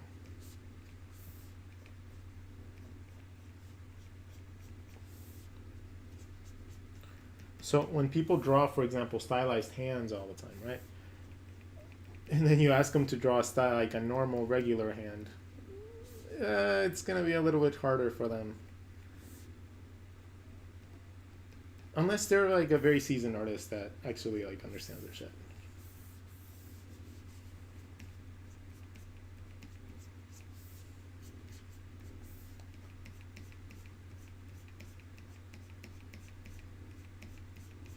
Because a very seasoned person will take their knowledge of anatomy and perspective, and they will be able to replicate pretty much anything. That is one huge factor. Like if you're gonna go to art school, I highly recommend that you take animation, not graphic design. If you go for graphic design, I have nothing wrong with that. I mean, but at least from my understanding of how, like what they teach you, you end up learning the exact same things. And at least in animation, you learn to do a little bit more. They force you to draw, which is something that they don't do for graphic designers, apparently. Like, I was blown away at my school when I found out that they didn't teach how to draw to graphic designers. So there was like lines of graphic designers always looking to get help from the animation students.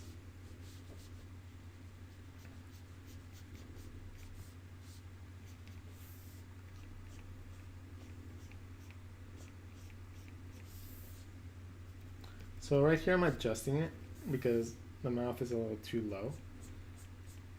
But I still like the mouth being like that, so I just adjusted it a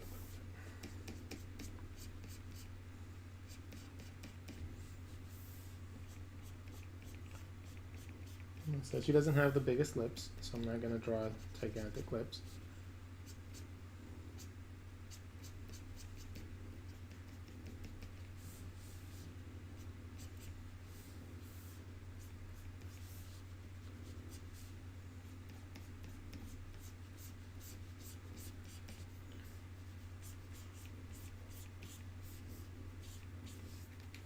Sometimes the trick to clean line work is just a lot of little tiny strokes.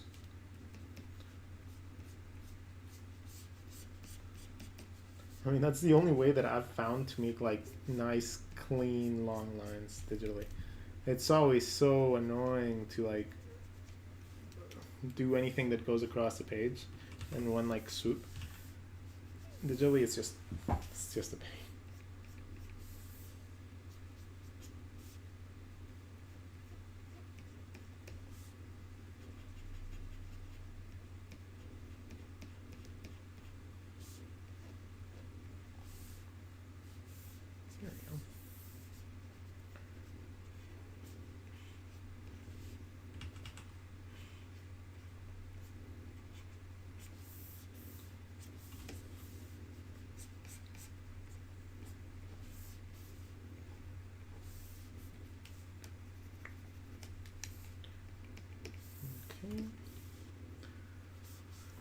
Alright, waiting for my boss to fall asleep, so I'm silently watching. Congrats on the win. Thank you. What is the story of adult male is amazing. I mean, like seriously, like when you get to a certain age, like you normally receive praise from friends or family members, right? Like whenever you get something good at your job, it's normally like your girlfriend or something like that as well. But if you don't have those, like, what do you do, right? Like you have to learn, like, as a dude, you have to learn to be your own best, like, your best fan. Because very rarely are you going to get that from people, and it's more apparent the more like you just grow older. It just becomes a thing. So it's not even like, you know, birth being like sad or whatever about it. It's just literally just something that happens.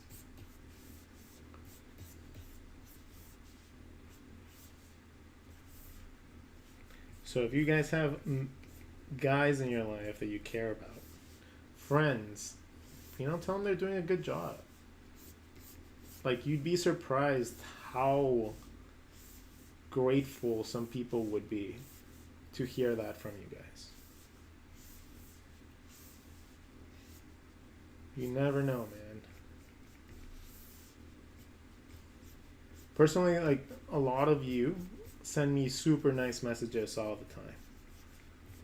And you guys have gotten me from very, you know, like, you know, not like terrible situations, but it's been a very deciding factor on some of the decisions that I've made in my life. So it's definitely something that I think people should do more.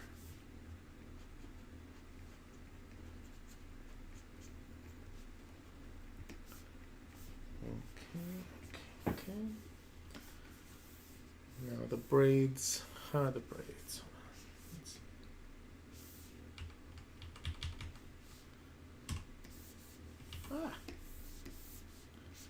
So it's a couple just big dreads. It's not like a lot of braids. It's just a few big dreads with some tanglies. And this is why we label things. Okay, so it's just like a few large big dreads.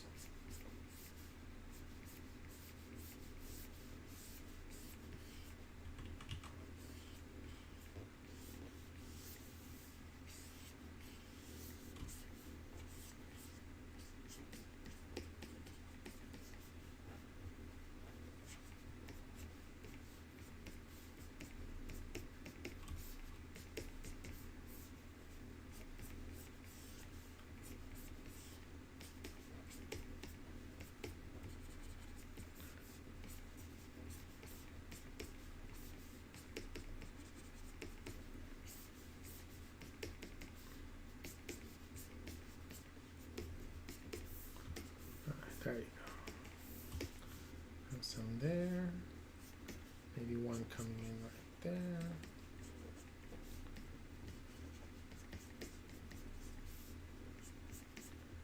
There you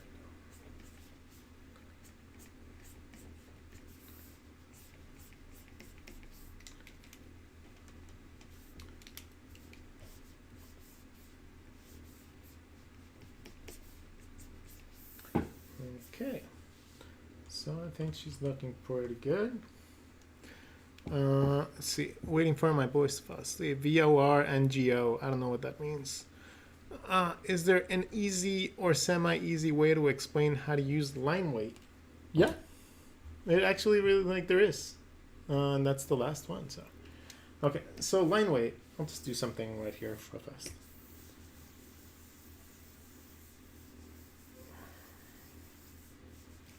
The way that I like using line weight is I like to set a certain light in the scene, right? Let's say the light is coming, it's gonna look a little weird. Say the light is coming from the top. So any line that gets closer to the light is thinner. Any line that gets away from the light gets thicker. That's it. So if the light's coming from here,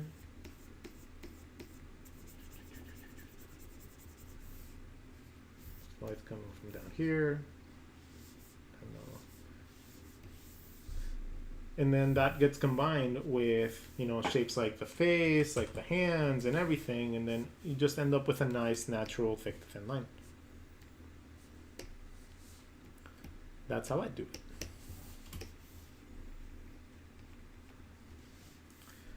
So we have that. We'll get rid of this guy.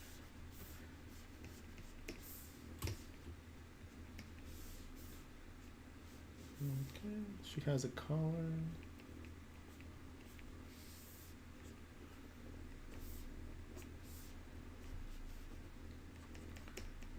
So So I've been trying to figure out a way to explain how important the clavicle is and how much it like helped me like understanding how like the parts that connect to it. It honestly like opened up a whole other level of understanding of the body, and I really think that everybody should consider that part of the body like a super important one. We're gonna do the same thing that we did with the guy. Any part that has like an overwhelming amount of shadows will be given a nice crisp black shadow.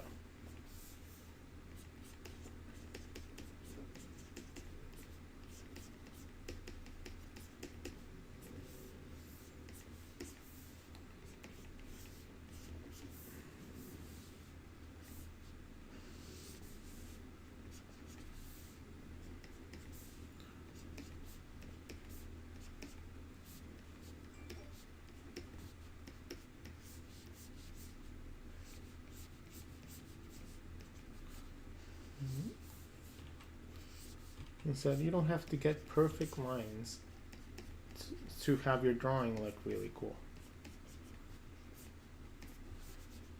Like that is going to be like a super important like stress factor here. Perfection does not equal great. Not enough. Sometimes it just looks too fake, you know? Like sometimes too perfect takes away a little bit of that essence.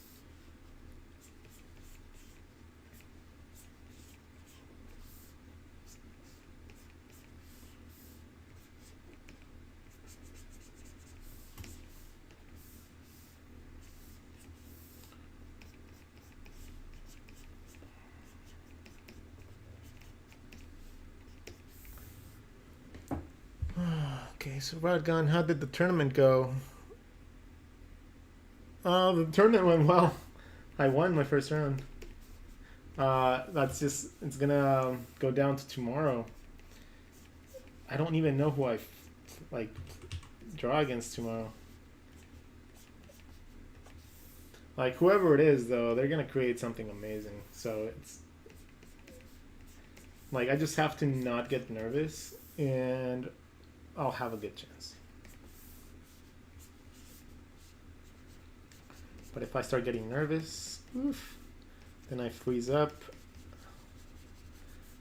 And we only have an hour, so there isn't that much time for mistakes.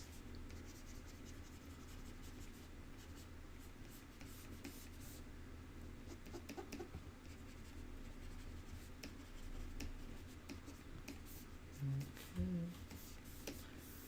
All right.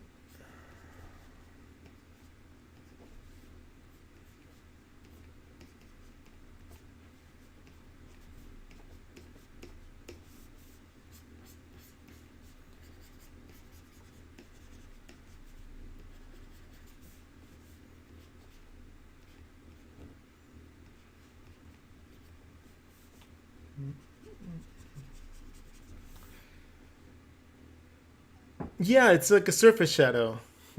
Exactly. So every single time that you see a chance to add a surface shadow, go for it. It's always going to make the drawing better.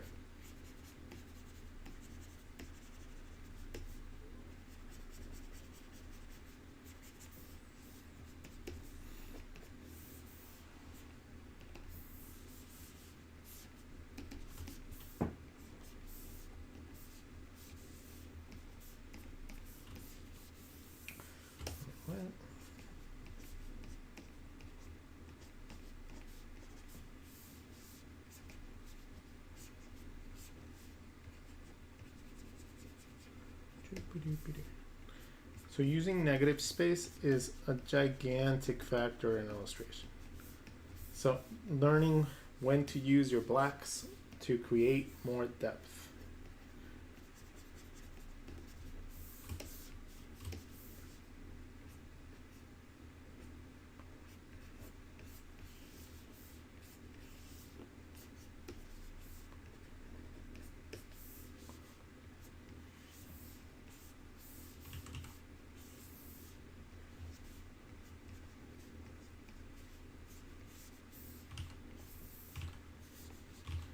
You know what show I miss that I haven't watched in a while?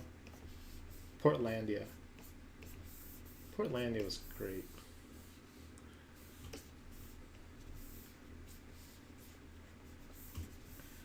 Okay. The legs are gonna be interesting. Because we're gonna have to draw them. We're gonna have to draw the legs first, and then we gotta draw the tassels after. So hip into thigh. Hip into thigh.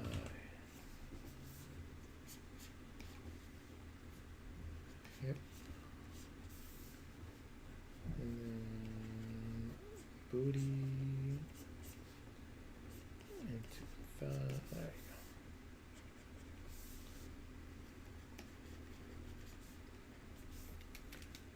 go. Okay. So we have that.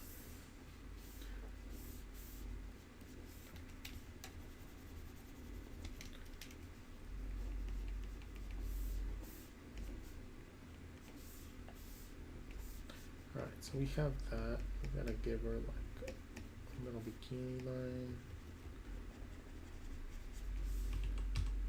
Because we don't want to just have her hoo-ha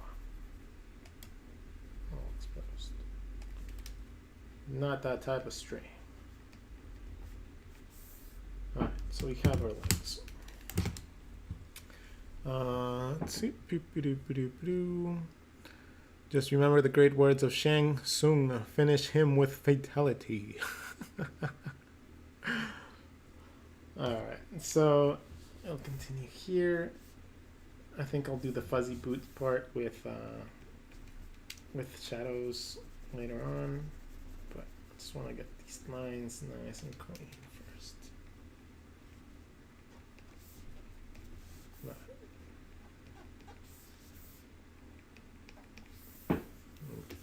So she's pretty much done except for the tassels. So let's just do the tassels. Just get it over with. So lots of beads and lots of feathers at the end. Okay, so we're going to play with feathers. So we're going to draw the end elements first.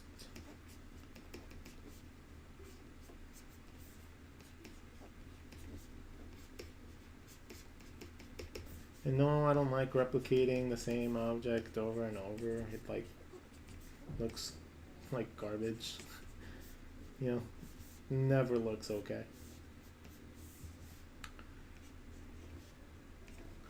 Alright, so we have that. Now we can choose a slightly bigger brush and start connecting these.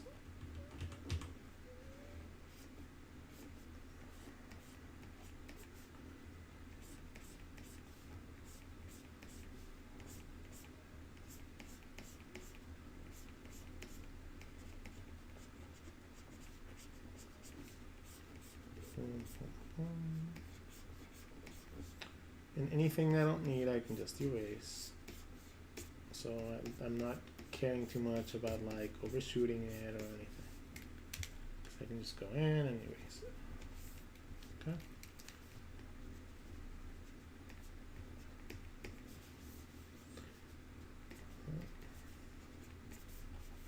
And now she has some that are just beads.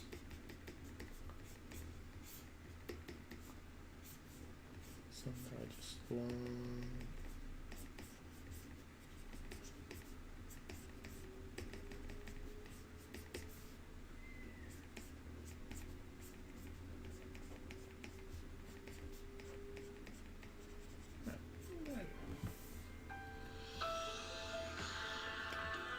Hold on, everybody. Hello, hello. Yeah, I'm streaming right now. Everything alright? Nope. I can't right now. Goodbye.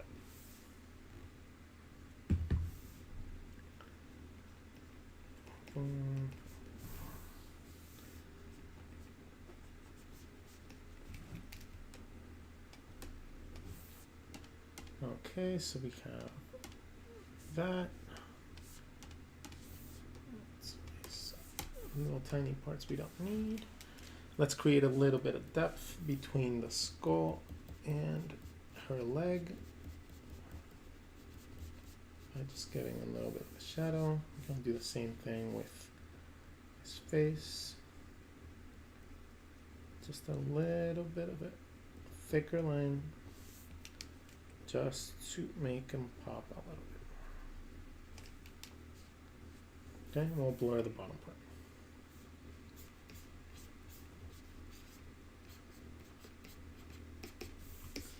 Okay, so now we have that. We have the dude, we have the girl. And now we go on to the puppers. Look at all these messy lines. Okay. Alright, so we have that. Now we have puppers. Where's the puppers? So the puppers is going to be an interesting one because we're going to use the pen sharp. It's the one that I like for foliage. And we're going to kind of make a silhouette of all the foliage. Let's make this bigger.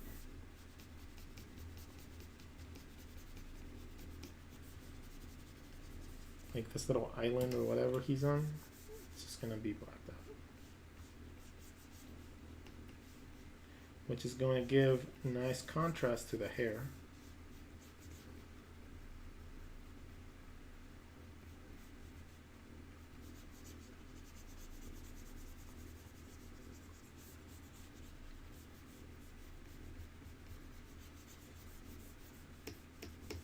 When the brushes get this big, they start getting like weird.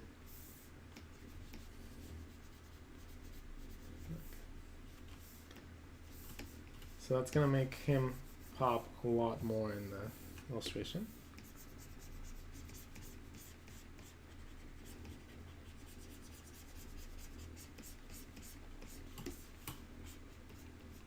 Right? All the armor, everything is just gonna pop more.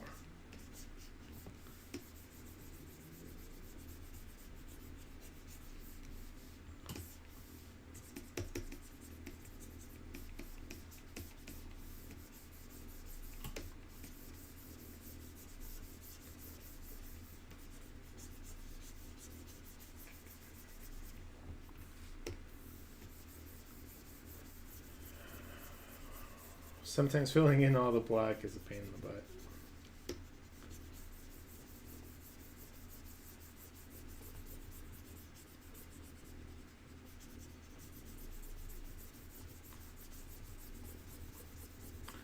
Alright. There. For the most part, there we go, there we go. And we'll add some things here.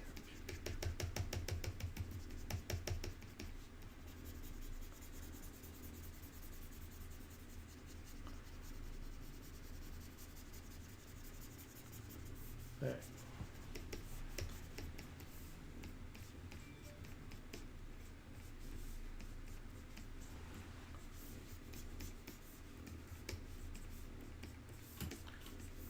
Okay, we can bring this down to highlight this part of the face.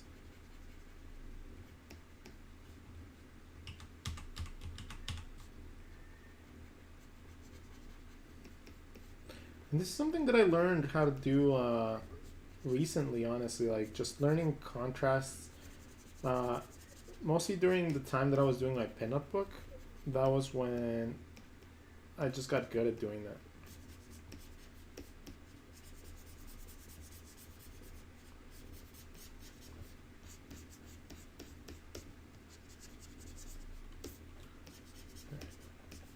That brings out the chin, that brings out all that stuff in the back. Okay. Alright, so we have a nice foliage. Alright, now puppers.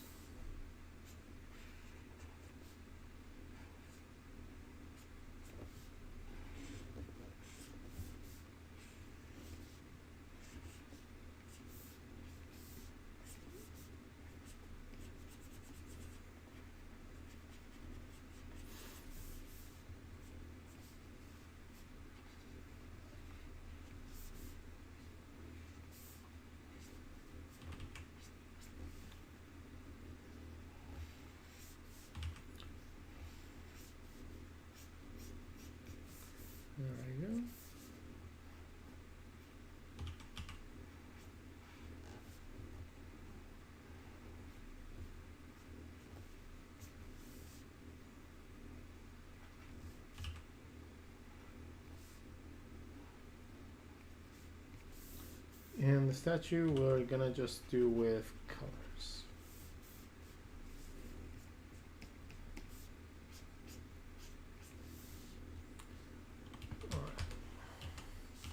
All right, for the most part, we have our scene set. I'm gonna set a slight foreground because we have a little bit of empty space right here.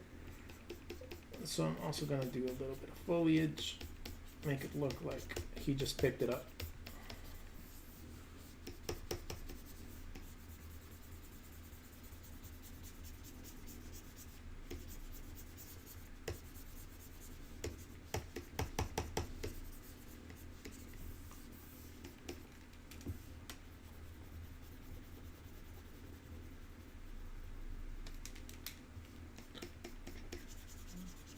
Also use this to bring out the arm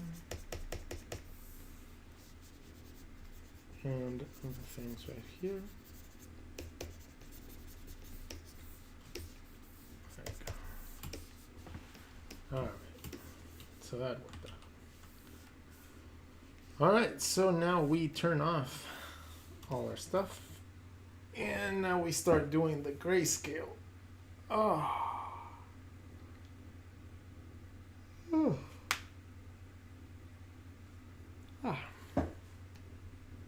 So for that, you know how we had like these layers before? So these layers already have a lot of the sketching that you need.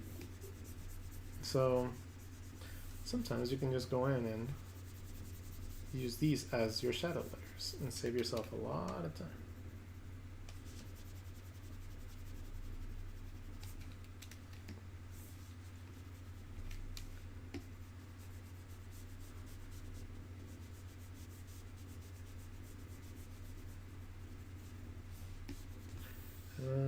Maybe this is not the best for that.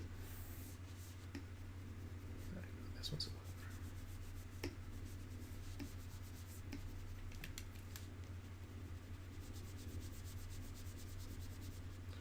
Make sure to not, if you want to leave some of the sketch marks, make sure to leave them there. Like I said, you don't necessarily need to remove any of your sketch lines. In this case, I'm just using the layer for shadows, so I'm going to remove some of them so I can add my shadows that I need.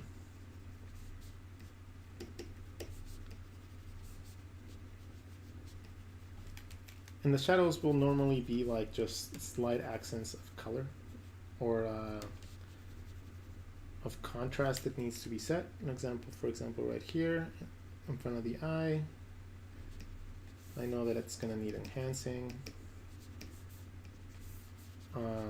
Probably the top lip a little bit, the eyebrow line, now a little bit underneath the head. Maybe not any of this.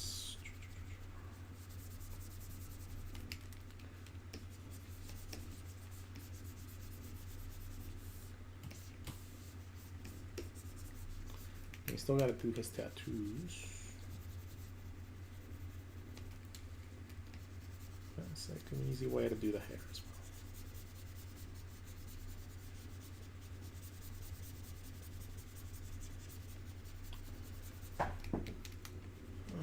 Let's see.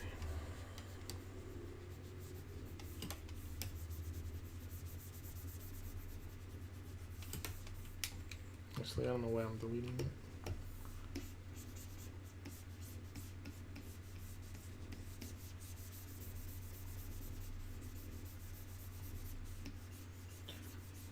So what I like to do a lot is set the gray tones and then go in with my colors.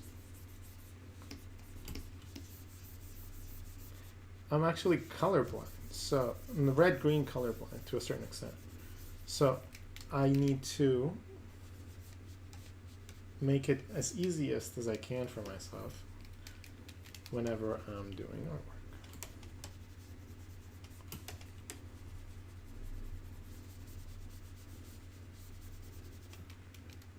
In this Okay, so I'm gonna add a little bit of shadows from this being the side of the body.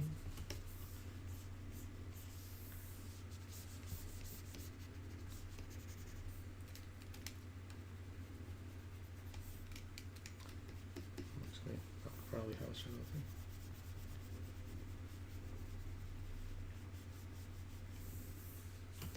Okay.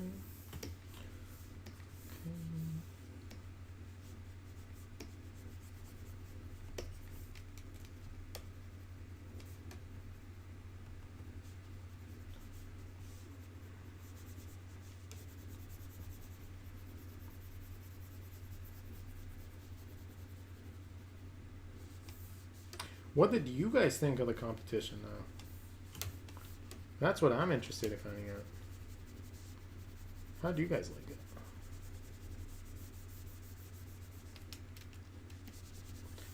So a lot of hard shadows right now. A lot of them will be softened out when I go in with a blur tool. Right now I'm just kind of mapping out the parts that need contrast, just to make sure that I have it there.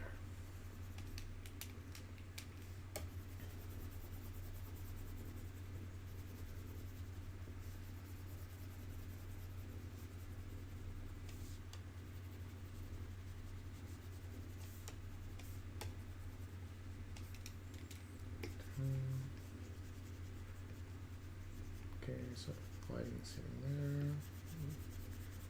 Maybe the back part, his hand, this.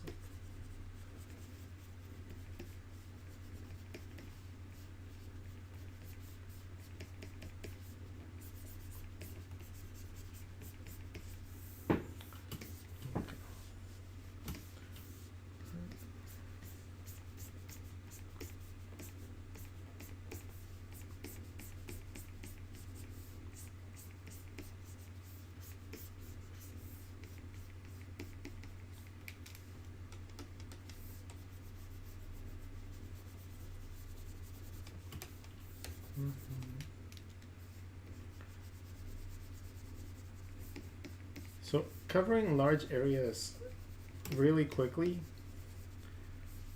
and then just going in and deleting the things you don't need seems to be like the way that I like to do things.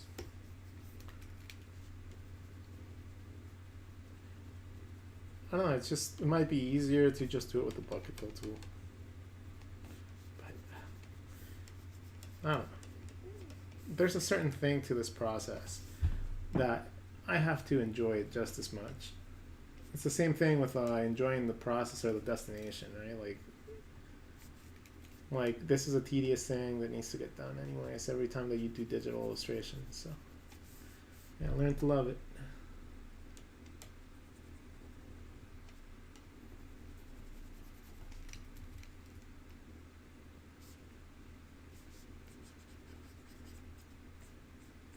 The chin, a little bit of the nose,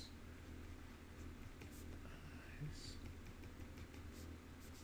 a little bit of the cheeks.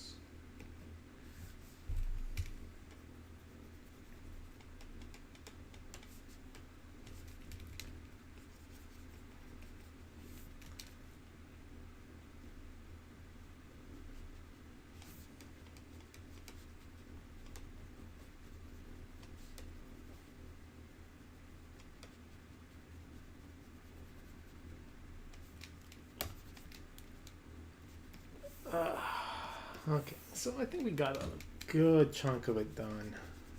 I don't know if I'm going to sit here for the rest of it. Getting a little tired. Been a long day. Okay, so we have that guy and then we have our statue.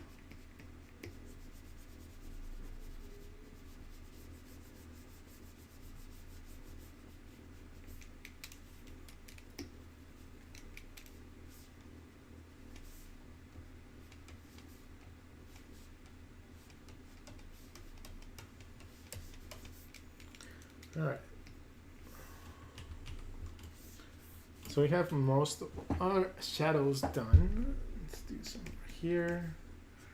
Let's do a little bit of shadows on her.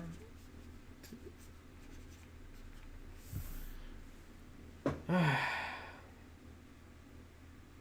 let's do a little background, I guess.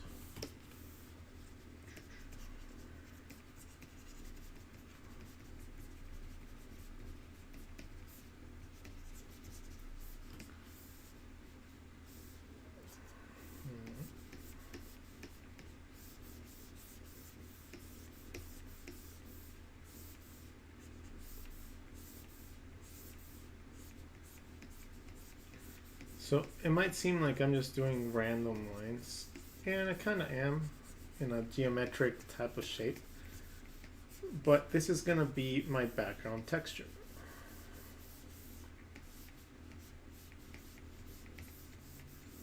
I need it to expand to a certain extent, right there. I'm going to bring that down. I'm going to bring this down a little bit. And see how it starts looking like chaotic stuff in the back.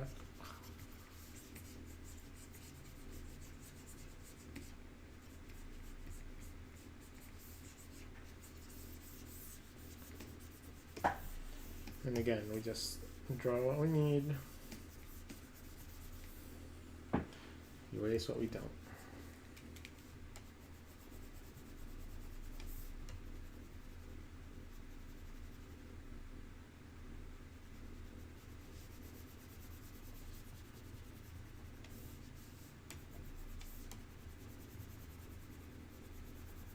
And again, it doesn't have to be perfect at all.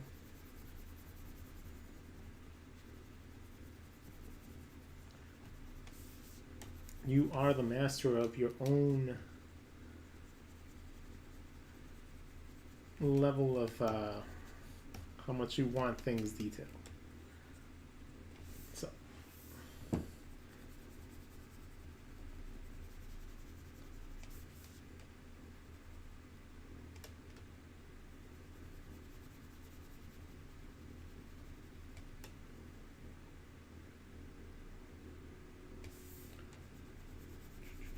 Alright, then you guys. Oh, it's almost so it's like a surface shadow. How dare you take phone call while streaming? You are not supposed to be a human. See, the way that I see it, I'm not really seeing this as a, like, oh, it's my Twitch stream. Ooh. I see it as me hanging out with you guys. You know, I'm not doing this to get money from you. I'm doing this so I could have some people to hang out with. So, if I need to take a call, I'm gonna take a call.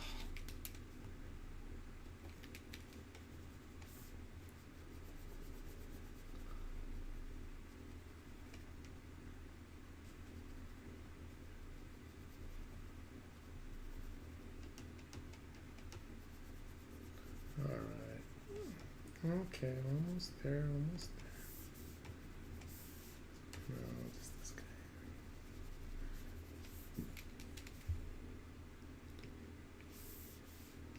Perfect. Alright, so it's getting there, it's getting there. So now we have our background tone. We have sketch lines, sketch lines, sketch lines. We don't need those anymore. All that is garbage. Oh. Wait. Not that one.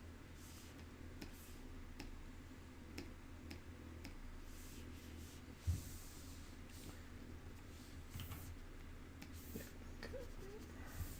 Alright, now I'm gonna go in and do some blurring to certain areas, mostly to create roundness to parts where it needs to be rounded. Essentially, any shadow that's going to create a shape is going to need some blurring, like a soft edge. Anything that's creating a shadow, like a cast shadow, that doesn't require an edge, a soft edge.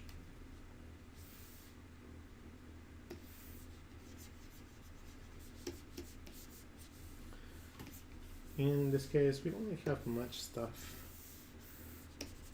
that needs to be blurred out. Just a little bit here and there.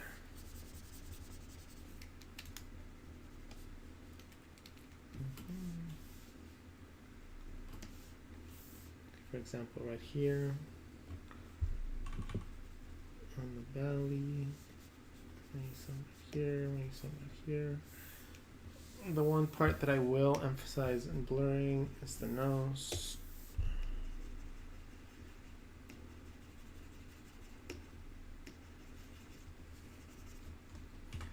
A little bit on the cheeks.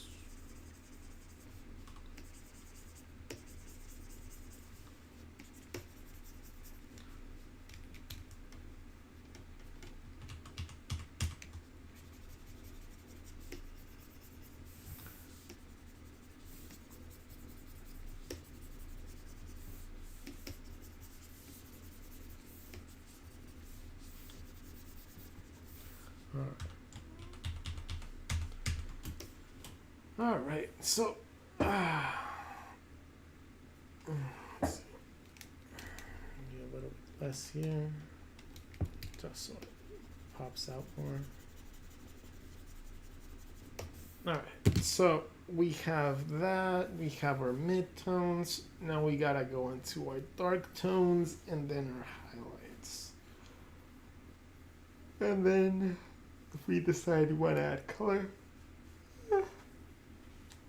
then we add color. All right, so I'm loving this illustration. Thank you. I love Portlandia, especially being an Oregonian. How dare you take the phone call? I always see pros using a bunch of layers, but I've never asked, how do you choose when to make a new layer? I make a new layer every time that I need to add a different element into the scene. So in this case, you know, I added a background scene, so that's a layer. I needed a midground shadow, so I added that as a layer.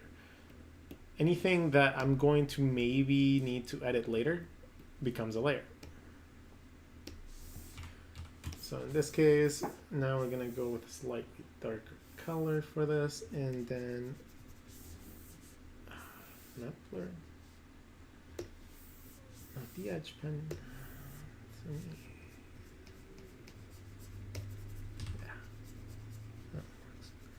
So now the parts that need to be a little bit darker, such as his beard, such as his belt, maybe.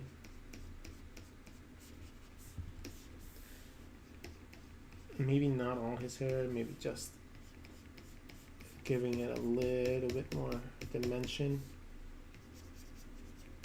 by making the headband stand out too.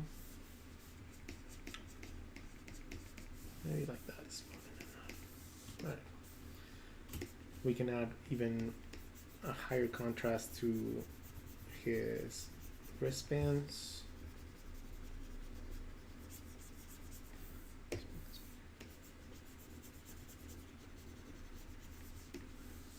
To his belt.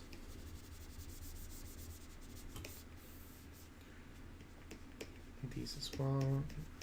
If we don't want to make them completely darker, we can just make the shadows darker.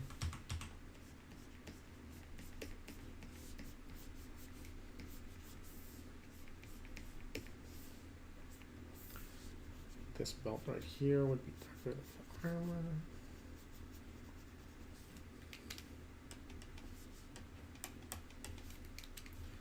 Okay, so you start to see kind of how we utilize different tones.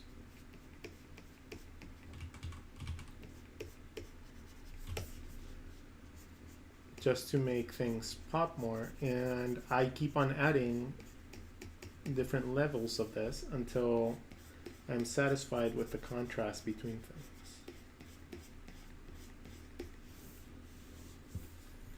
Now I want her hair to be on.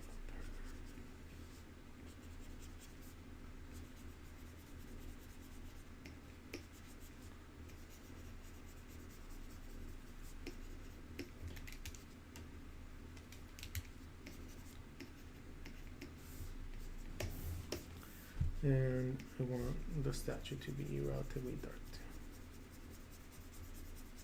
with a little bit of edge lighting.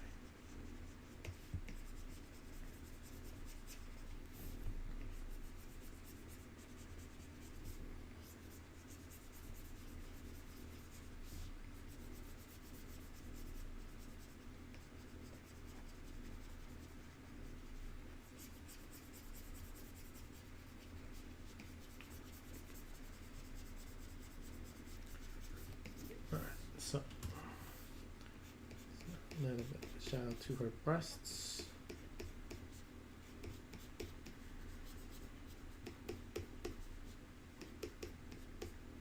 Not there though. Okay.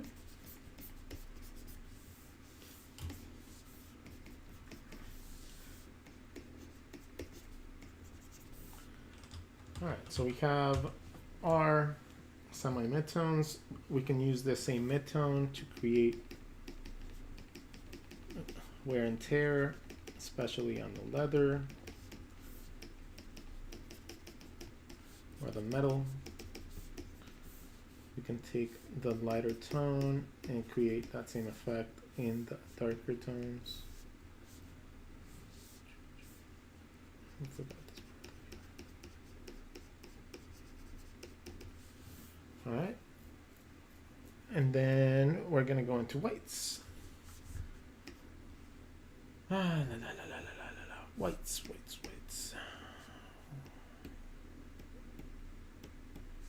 Okay, whites.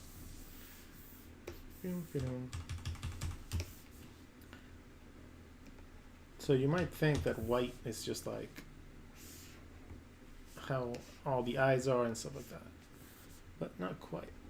I like to add a highlight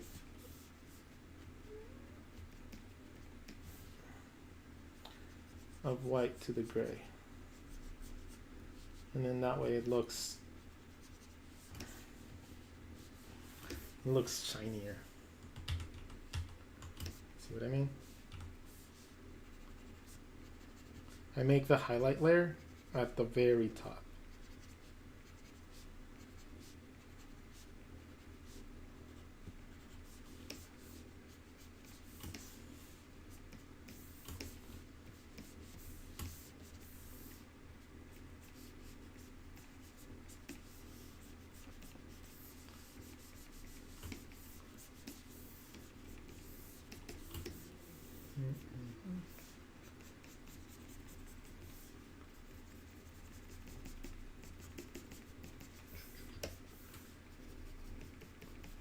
So with hair, what I found is that towards the edges of the hair, it's always going to be lighter because the hair gets thinner and therefore it lets more light through.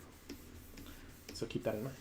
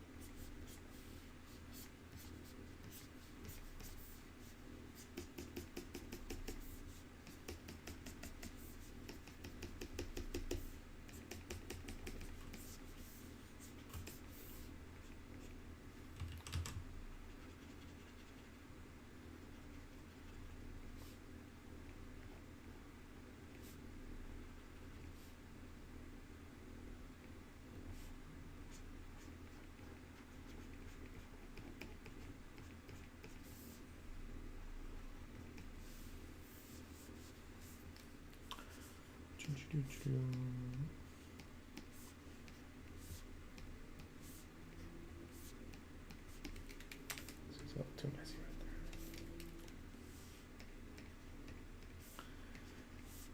All right. White.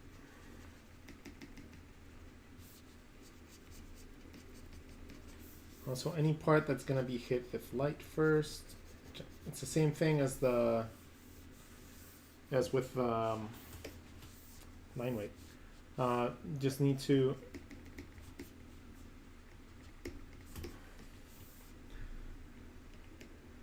what do you call it?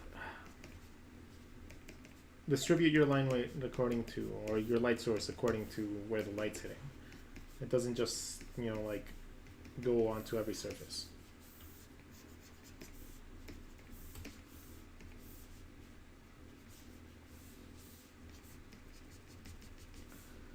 Alright, let's give her little belly some shine.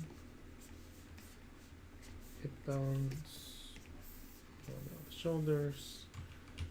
There you go. And now let's move on to Doggo. So Doggo is a statue. Doggo will need some airbrush.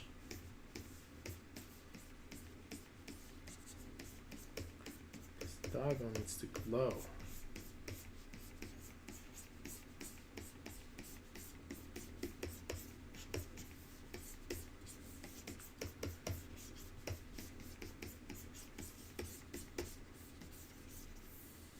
Okay. In this case, I'm making a new layer because I want to try out something. I want to just give it like a super strong rim light, because I'm going to make the light come from behind.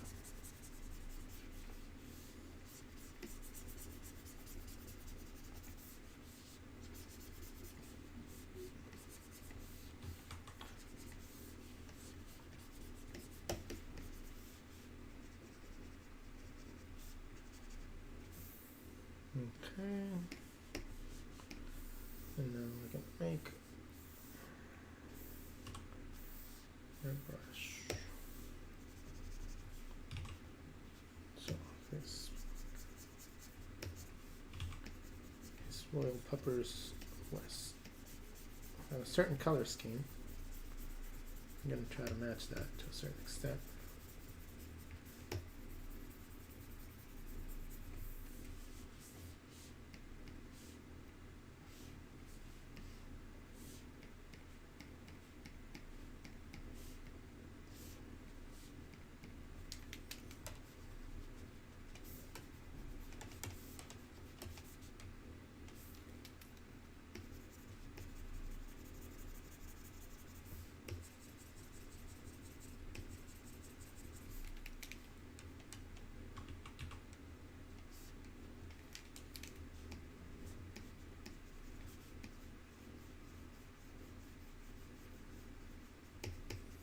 And he seemed to have like a little thing right there.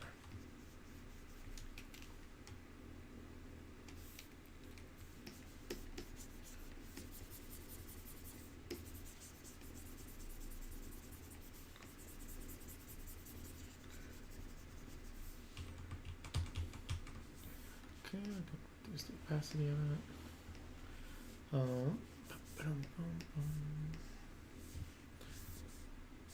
Okay, and then as a final touch,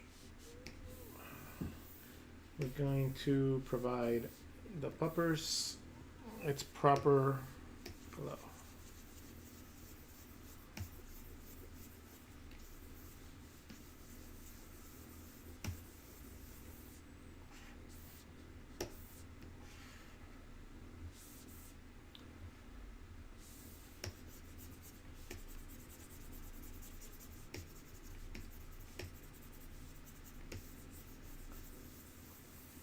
Okay.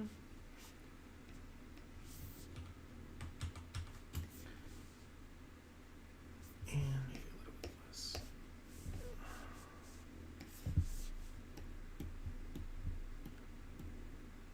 That's too much.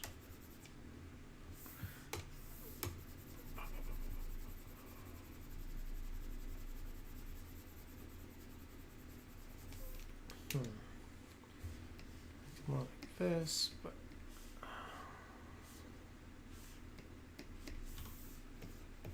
I need to bring out the characters a little bit more.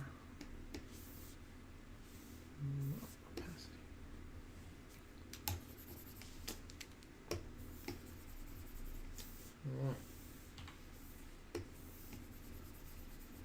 Right. Alright, we need to bring the characters out a little bit more, so I'm going to create a little bit of a glow effect around them. Very light, and it's going to be diminished a little bit in a second.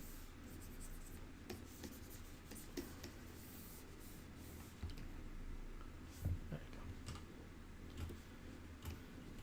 you go. All right. For the most part, I think we are almost done here. I can finish this up later. Ugh. I'm just noticing a couple parts that could be better. This skull can be a little bit lighter to make it pop a little bit more against her skin.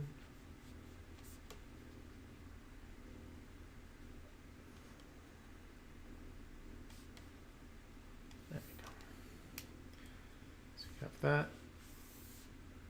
And I'll have to work him out. I might have to make up color or something like that. But, man, I think for now, I think that's it. Always see pros using a bunch of layers. Any updates on the second Coffee Break Doodles book? The books are going to be here in about 2 weeks. And then I ship everything out. So 2 weeks. Sorry for the delay. It took a little longer, but it's going to be worth it. How do you use a screen protector, or does the Wacom have scratch proofing or whatever? No, I just use it. I don't really do much to it. It's just normally like whatever is there, and then I just use that. I don't use the screen protectors. I used it for the iPads, but not for the Wacom for some reason. I don't know why. It's more expensive. I should probably do it. But anyways, let's take a little look at our piece. It's kind of cool that we did it in that new software. And it looks pretty dope. Let's add a little bit of white here and a little bit of white to his belt.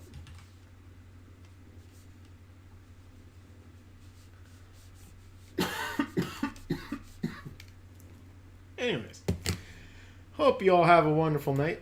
Thank you all so much for keeping me company. Oh man, it's almost 10 o'clock. We've almost been streaming for 3 hours. So let's call it a night, shall we? Thank you all so much for hanging out with me. I hope all of you learned something or other. And other than that, thank you all so much. See you guys tomorrow. Cheer me on for the competition.